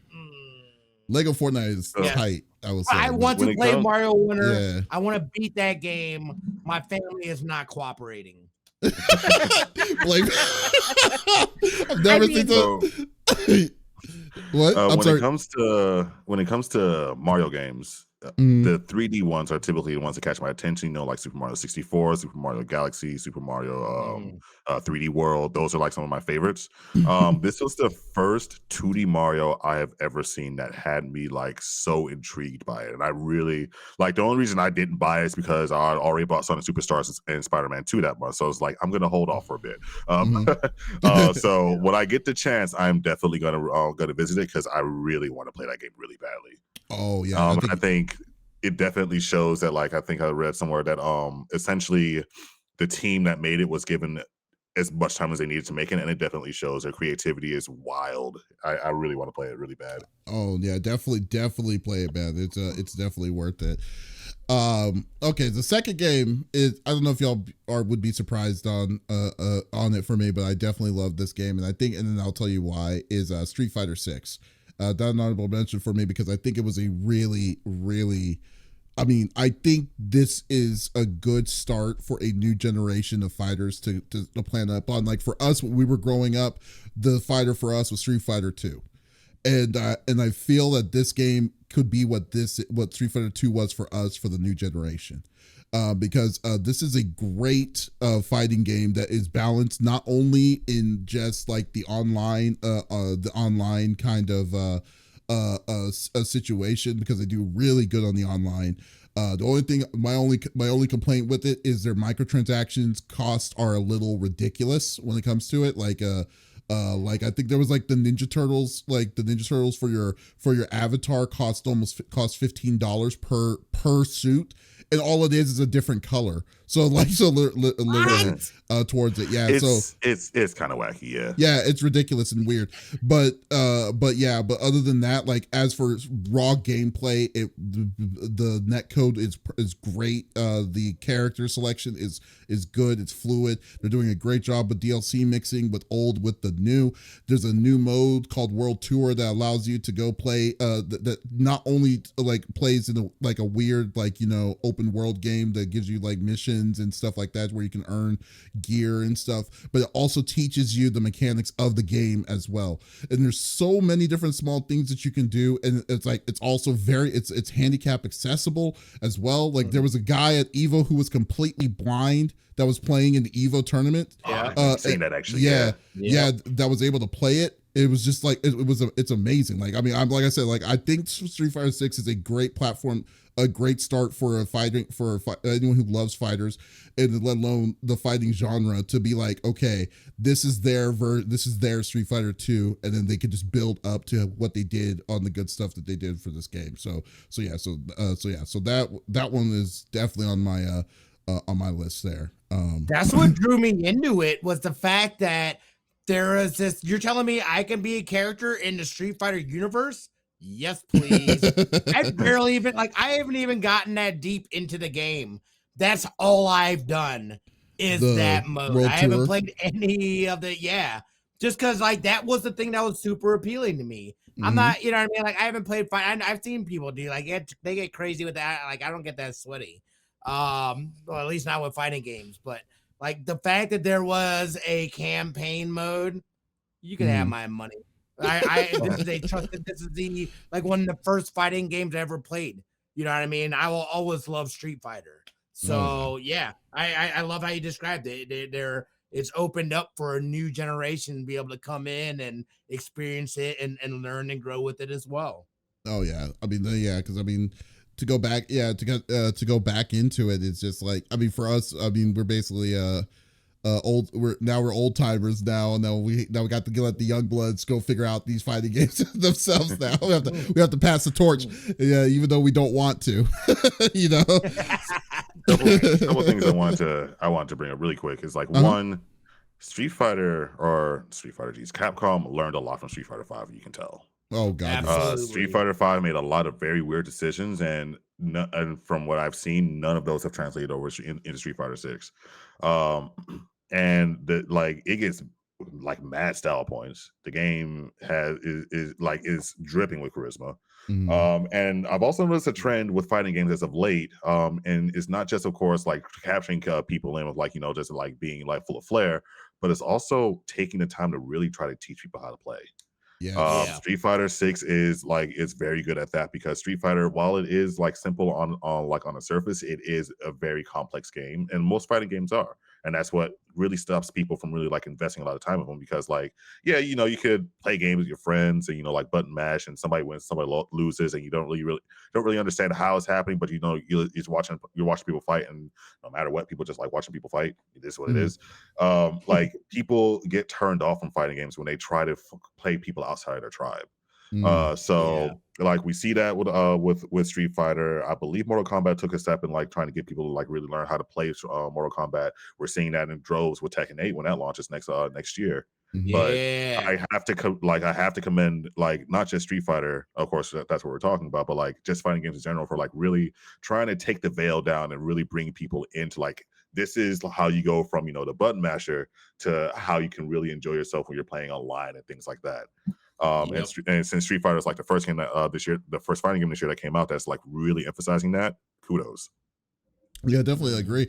I think that the biggest thing, with Street Fighter 5 was just a wreck when it came out, on how it is, and I know that what they had to do is that they basically had to scrap. I mean, I hate for people to leave, but they basically let what's his name, the longtime producer Yoshinori Ono. To leave and stuff, and then they switched over to a brand new guy. But the new dude is so appreciative for this genre, and you could easily tell, because if you go on his Twitter feed, he's looking at old school art pieces from Street Fighter 2 all the way up to like Cap S and K and all these different kinds of cool stuff that he tried to bring back and to incorporate to this one. So you're totally right, but they definitely showed the love on this game, and it definitely is oozing with new charisma on it. So yeah. And my final game of the year pick, and I don't think it's to no one's surprise, is going to be Baldur's Gate 3, because of course. Yes, I expected someone to say something about it. Dude, like Baldur's Gate, dude, I have beaten this game 5 different times on my own. And I've tried with so many different characters. I'm playing 2 co-op campaigns with two full sets of other people, and I'm playing a third co-op campaign with just me and a friend of mine, and I'm still playing. And then I'm doing a solo campaign with the Dark Urge, a section called the Dark Urge, where it's like a complete scenario that I have no idea about, that I got from my interview with Amelia Tyler, with shameless plug, to go check out Pop Culture Gems. That she was telling me about, like, she loved the Dark Urge plots and stuff. So I was like, okay, I gotta check that out. So yeah, Baldur's Gate 3 is just, it's unbelievable. I played the old school Baldur's Gates. Those were good games. But 3, on the other hand, man, if you wanted to make a game the closest to D&D, basically to like straight Dungeons and Dragons, and have the feel of Dungeons and Dragons, and then plus I'll do whatever the hell you're wanting to do, and then have consequences of your own personal actions, and you have to be held accountable to whatever you choose. This is the game to do it, because this is an unbelievable game, though. Don't get me wrong, there are some slow parts, and it's not like the perfect game as always, but it is definitely, I just love playing this game. The organization, the customization, what you can do, like with your characters and what your choice is, just very, very fun game. I've dished out over 300 hours in this game already, and I love this. Yeah, I love it. I mean, there's no other way to say it. It definitely is as good as what people are says it is. So yeah, I would urge, if you love RPGs, if you love this kind of stuff, definitely play this game if you have not played this yet. And I mean, Smitty's hasn't played a lot of it, but he loves the game too, right? I want to know what I want to get Lex thoughts on that too, because I don't know how much she's played. I feel like we've probably played around the same amount of time. Probably.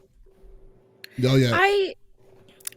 I like Baldur's Gate. I just haven't had the mental capacity for it. And maybe it's just because I like to sit down and play D&D with people with me in the room kind of person.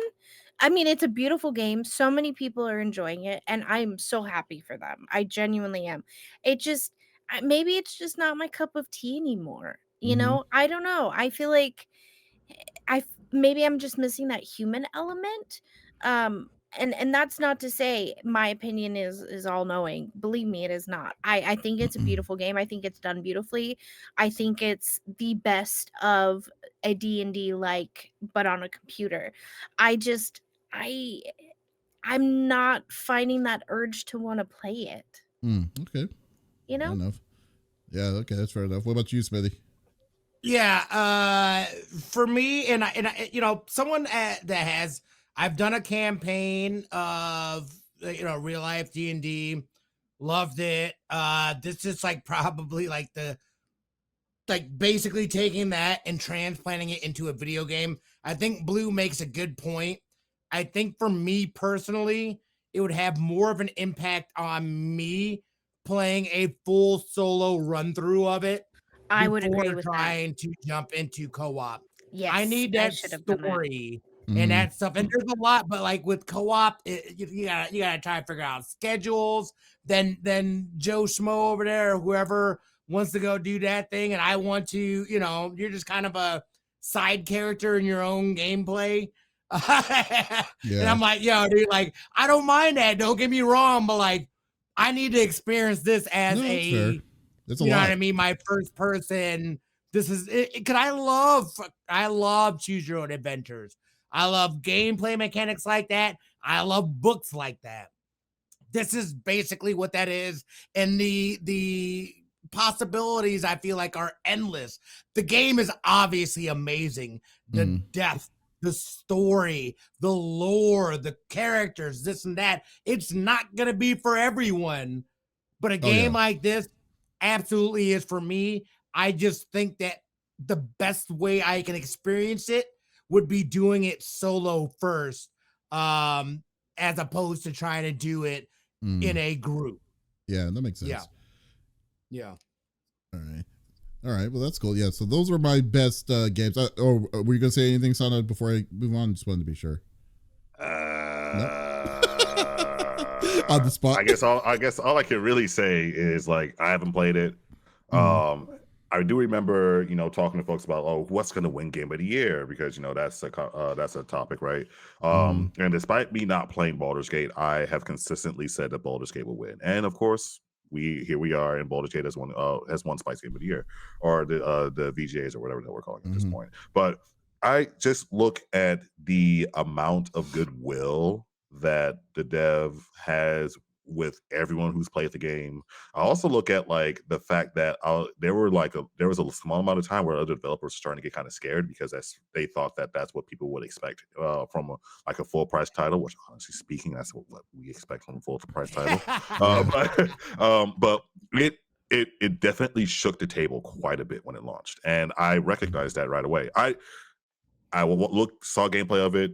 Not necessarily something I will play, despite the fact that my chat keeps trying to get me to play it. But it definitely deserves all the praise from what I've seen, because people are really enjoying themselves. And I think more games should strive to try to serve the general scope of that experience to like whenever with really any other game that comes out. It's a shining example, I think, of what a AAA full price game should be.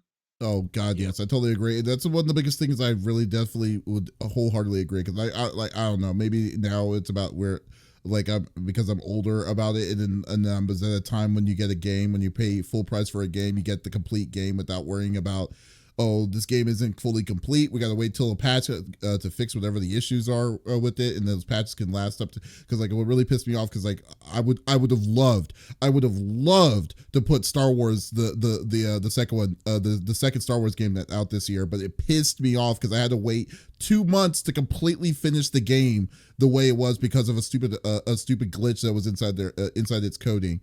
that didn't allow me to finish the game. Yeah, so like so like but like stuff like that is just something that you remember more, and it sucks because the game is a fun game, it's a good game, but the thing that you remember the most is the glitch that makes you so pissed off, like why you spent so much on this and you just couldn't even enjoy it because you had to sit and wait until they fixed it.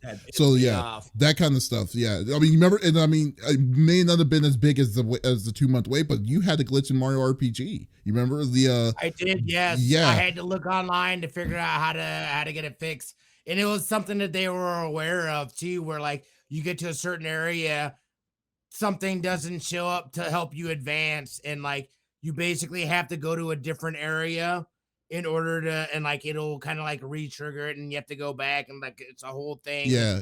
It's weird. Not hard, but I wouldn't have known that even existed had I not looked online. I thought I was tripping. Yeah. I'm like, what the hell do I gotta do? I put it down for a couple of days because of that. I was like, you know, I'm gonna come back. Maybe I just need to sleep on it. You know, and then I was like, I went back and I was like, I don't know what the hell I'm supposed to do. Did I forget something? Oh, yeah. Did the game not tell me something? Yeah, what's wrong with me? Yeah, it's stuff like that just really gets on me, and I am very specific, and you're right. I mean, like this when this game, when Baldur's Gate 3 came out, and then they just kept on crushing it. No extra microtransaction fees. They also gave the FU to scalpers for the collector's editions that they were doing too, by saying that they're going to be making more collector's editions next year, so scalpers can't charge like $500 or $600 for the physical collector's editions anymore and stuff like that. They're doing everything legitimately right to the community, and then what makes it funny is that their competitors are afraid. It's like, oh, people are going to wise up, and this is what they're going to be expecting from us now. And stuff, and I'm just like, are you joking? It's like, oh, heaven forbid this is what we used to expect. Like a game comes out, it's half done, it's broken all hell, and that developer would get flamed in reviews. Nowadays, it's just like, game comes out, let it patch a couple times, it'll be okay. It's like, no, that should not be the standard. That should be like a rare exception, if anything. Yeah, and now we're at a time where it's like they're saying, "Oh, it's a Bethesda game," which leads me to my worst game of the year. I will say it. Yes, and I know that this is going to be it. And I say my worst game of the year is Starfield. You slut! I'm sorry. I have said this. You are going to get attacked. I don't give a damn. I don't give a damn. Here's my problem. Here's my problem, and this is what it is that I think it is. And then I was going by like I was saying earlier, like we weren't going by any kind of like glitches or like the games that we know that were going to be bad and stuff like that. But this is what I'm going to say. For months now, Smitty, and I know you already drank the Kool-Aid. I know you're all in on it, and it's cool. But for months now, I had said Starfield needs to be a banger. It needed to be a banger because they have been throwing a lot of crap at us for a long period of time. Bethesda's a lot of crap at us for a long period of time. They were throwing their weight on behind this game, right? And then I was like, okay, let me just see if this is good. So I didn't even buy it day one. I was just like, you know what? It's a Bethesda game. I know what to expect on most of these Bethesda games. So let me just see. Let me give it a month's time, and I'm just going to go play it on my own time and to my own accord. I played about, let's say, 23 hours. So I have a fair feeling of this game. Dude, the exploration is not this game isn't exploration at all whatsoever. It is not, because here's the biggest issue I have with it on it. And they said that this game was vast. We were promised that we were going to be going to different kinds of planets. We are going to go to see different kinds of worlds, be able to do different kinds of things. But at the end of the day, it's the same damn old thing. It's like these people don't have phones, and then the quest lines that they were telling us to do was telling us to go to point A to go to this guy. This guy needs me to do this. Then you go to that guy. It's a ridiculous load loading screen. You talk to the guy says, oh, okay, here's the thing that this guy wants to go. Tell him I need this too. So you go back to the thing, I know. and it's so and so. So it's like, so you do that for most of the freaking game towards that as your side missions. Then on top of that, it didn't allow you to freaking explore the planets that you're on. Every time when you go to the planets that you're on, they had a generic background that was showing a city in the landscape, in the farscape, and then that you can never go to, mind you. And then you go, and then you're walking around, and you're finding stuff, you're finding random ships landing, and then you go to those ships to be able to do other small little, either small quests or small little missions and stuff. The game, you know what you're wanting to play? If you're wanting to play games like that, play Skyrim. All right, we played Skyrim 15 years ago. We got a lot more done with this kind of stuff. Oh, you'd probably enjoy Skyrim more than you would play Starfield. This is why I have a different opinion about it. Yes. And then let alone play Mass Effect. Play Mass Effect 2. I mean, like hell, like, or any of this stuff. But my biggest issue is that fair. But my biggest issue is like this game is not what we were promised at all whatsoever. I mean, well, let's say it was like it's not. This is their attempt for a space exploration game. It is poor. It is a poor excuse for a space exploration game. The one thing that I loved about this game was the ship customization. That was it. Like the one thing that they did.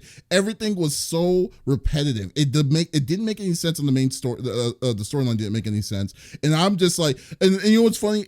I got a sense of solace when people were like saying, when people were saying that Starfield was not a good game, and then a lot of different kinds of back and forth when Bethesda themselves were trying to gaslight them, saying that it was or whatever. But you talking about Steam, right? Yeah, on Steam. Oh my god.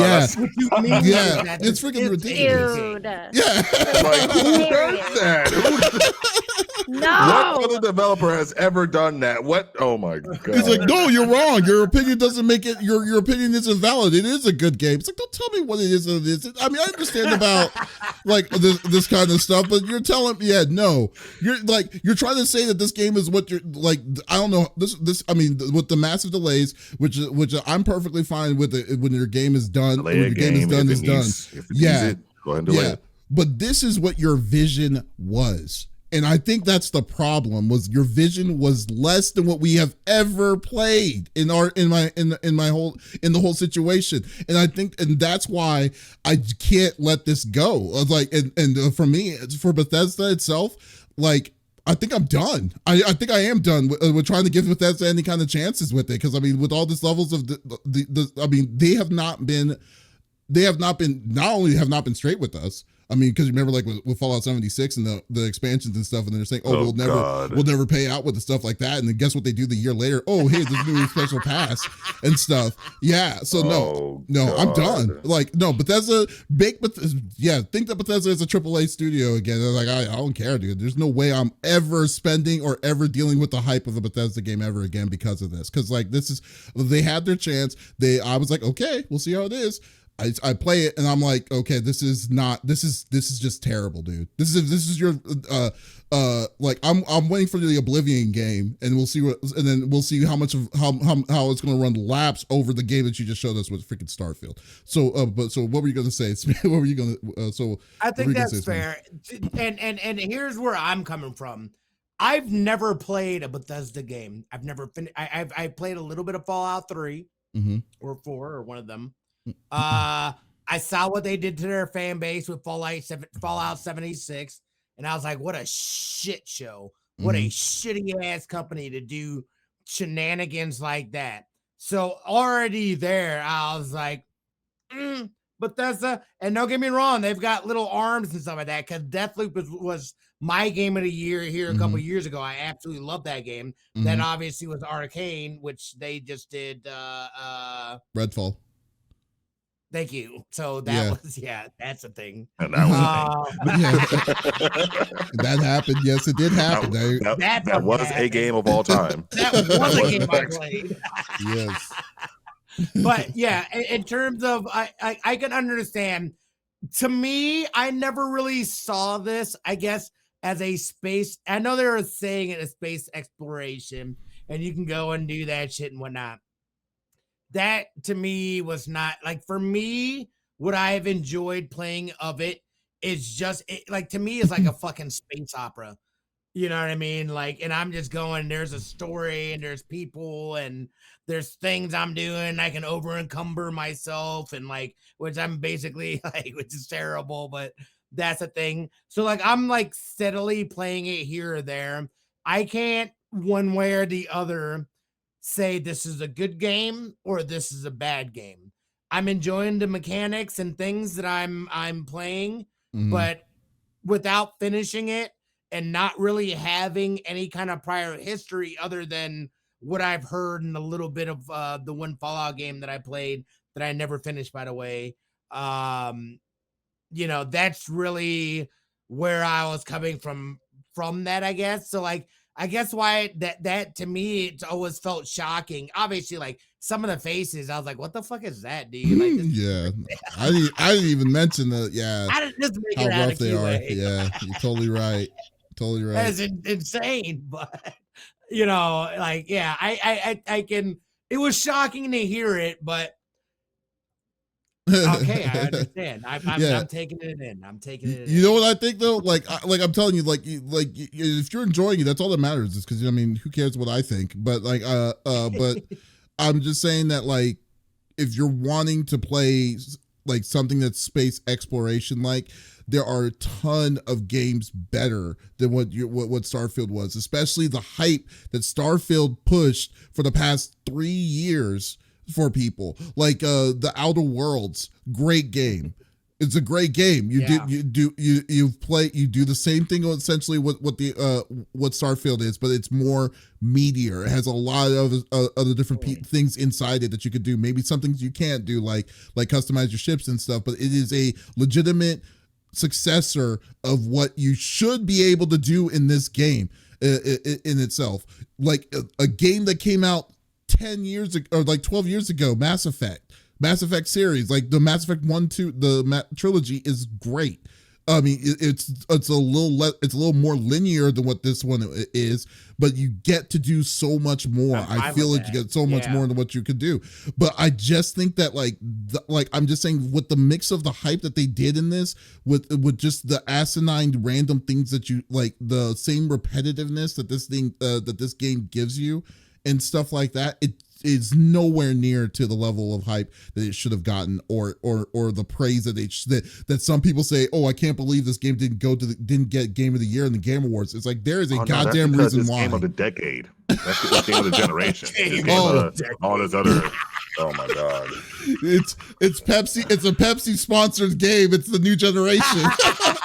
It's the focus points of the new generation. That's what this game is. Yeah. Nope. Not buying it. Not buying it at all. Yeah. I have to agree.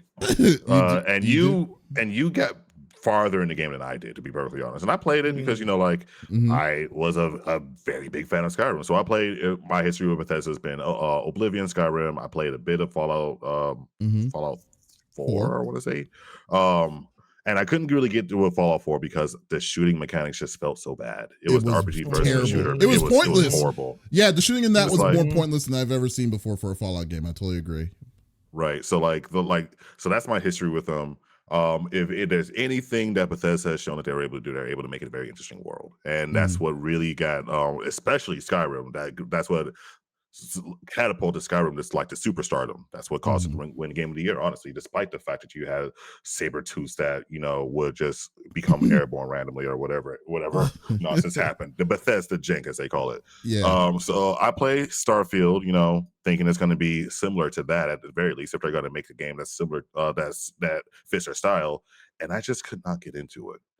It was way too segmented as a game, and I think the fact that they focused on having so many planets that you can go to in all this, and making explorations like planet hopping and space travel, that just really lost that was lost upon me.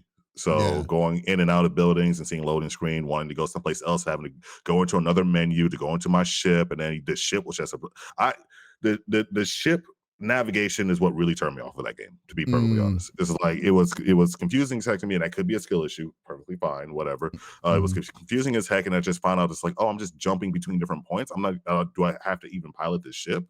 Like, I'm just spending all my time in a menu, and I want to go out and explore the worlds and experience the story. And I really didn't get that feeling. It was too segmented. It was just I was in menus half the time. The combat was at least, serviceable. Semi good, yeah. So like, I really don't have any complaints about that, but it's like, if there's just these roadblocks for me to actually really experience the game, I didn't give it the 3 or 4 hours that people kept saying I had to give it in order to enjoy. It's like, this should grip me right away. I don't want to have to wait to experience the game, right? Yeah. It's like what Ravage is saying here on inside the chat. It says, let's go ahead and turn on the engines and fly towards the planet. Nope, can't do that. It's like, okay, well, let's fly to the orbit. Nope, can't do that either. It's just like it was I can't even say I'm disappointed, because the last Bethesda game that I really enjoyed myself was Fallout New Vegas, personally. So or Skyrim. Besides Skyrim, wasn't that made by Obsidian anyway? It was made by New Obsidian. Vegas? It was made by Obsidian. So okay, so no, I can't really count that. So you're right. So like, I would say Fallout 3 was probably my favorite, because 4, I just can get into 4. I tried 4 and I was like, this does not feel the same as what 3 was. 3 was really fun, but yeah. So I right now, I mean, I don't believe one word that Bethesda will tell me ever again at this point. Even though, I mean, the next game is Elder Scrolls, the new Elder Scrolls game is coming, but we don't know when. Because like, and what's even worse, and what's even worse about this is like, man, they spent so much time for this game. Like, they spent so much time for this game. Is what really kills me on this. The engine is so antiquated, though. Yeah, and like, again, it's gonna be the same with Oblivion. I feel like if they're working off the same stuff, like, how much could it really change, and how much can you build into this engine? I feel like they should have already been developing and working on a new engine that they can then utilize and work with the next gen stuff. I don't know what they're. To be honest with you, I don't know what they need to do to fix it, because I mean, but it just seems like they've been on the downward skid. I mean, overall, I mean, when you really think about like the games that they've released and from what where their high point was, because it's kind of like BioWare, when BioWare was at one point in time, it was here, but then it just started but they just been on this weird skid going downwards, which is really unfortunate. So. Anyways, that's my worst game of the year. That was I know that was a surprise to a lot, to some folks like that. And but what I love about that, I was quiet. I just wanted to just see how this game was, because I wanted to try this game. Yeah, and I just wanted to try it out and to see what it was. I knew I wasn't going to stream it. I just wanted to enjoy it myself, just sit down and play the game and see how it was. And I gave it the good old college try, and I just realized I do not like it. So. So yeah. So, but anyways, Sano, thank you so much for stopping by. It was really awesome. It was really awesome talking gaming with you, man. It was really cool. Definitely, guys, check out Sano's Twitch page, SanotheLantern. What days do you usually stream, Sano? It varies. My next day streaming, I believe, is going to be Sunday. Oh, Sunday? Yeah, going back in Final Fantasy VII Remake on Sunday. Oh, okay, cool. Oh yeah, that's right. That's cool. So guys, definitely check him out. He's a really cool streamer. So guys, but folks, once again, this is David. Oh no, whoa. I don't know what I was just saying, shutting it down, but sorry. But guys, thank you so much for watching episode number 202 of the CFG Game Cast. Thank you for being a part of the conversation as always. This is the last episode of 2023, so we will not be back next week.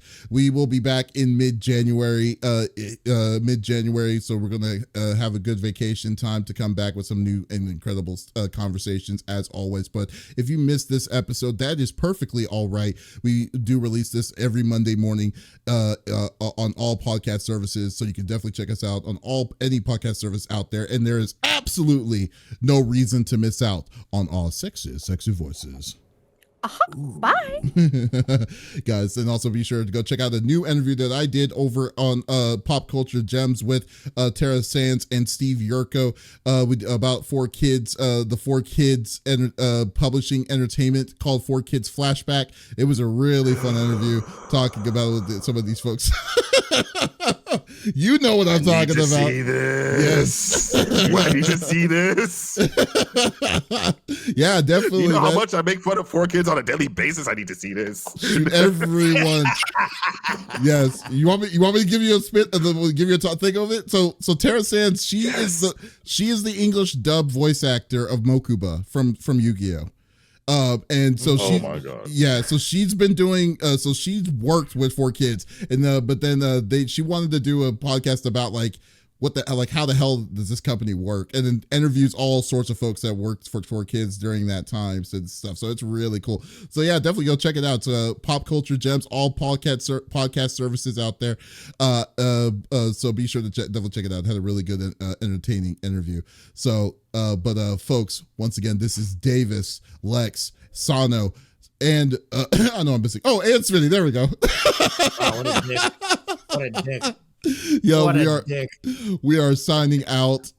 Y'all take it easy and have a happy holiday. Mark Kressler. Bye, everybody. Oh.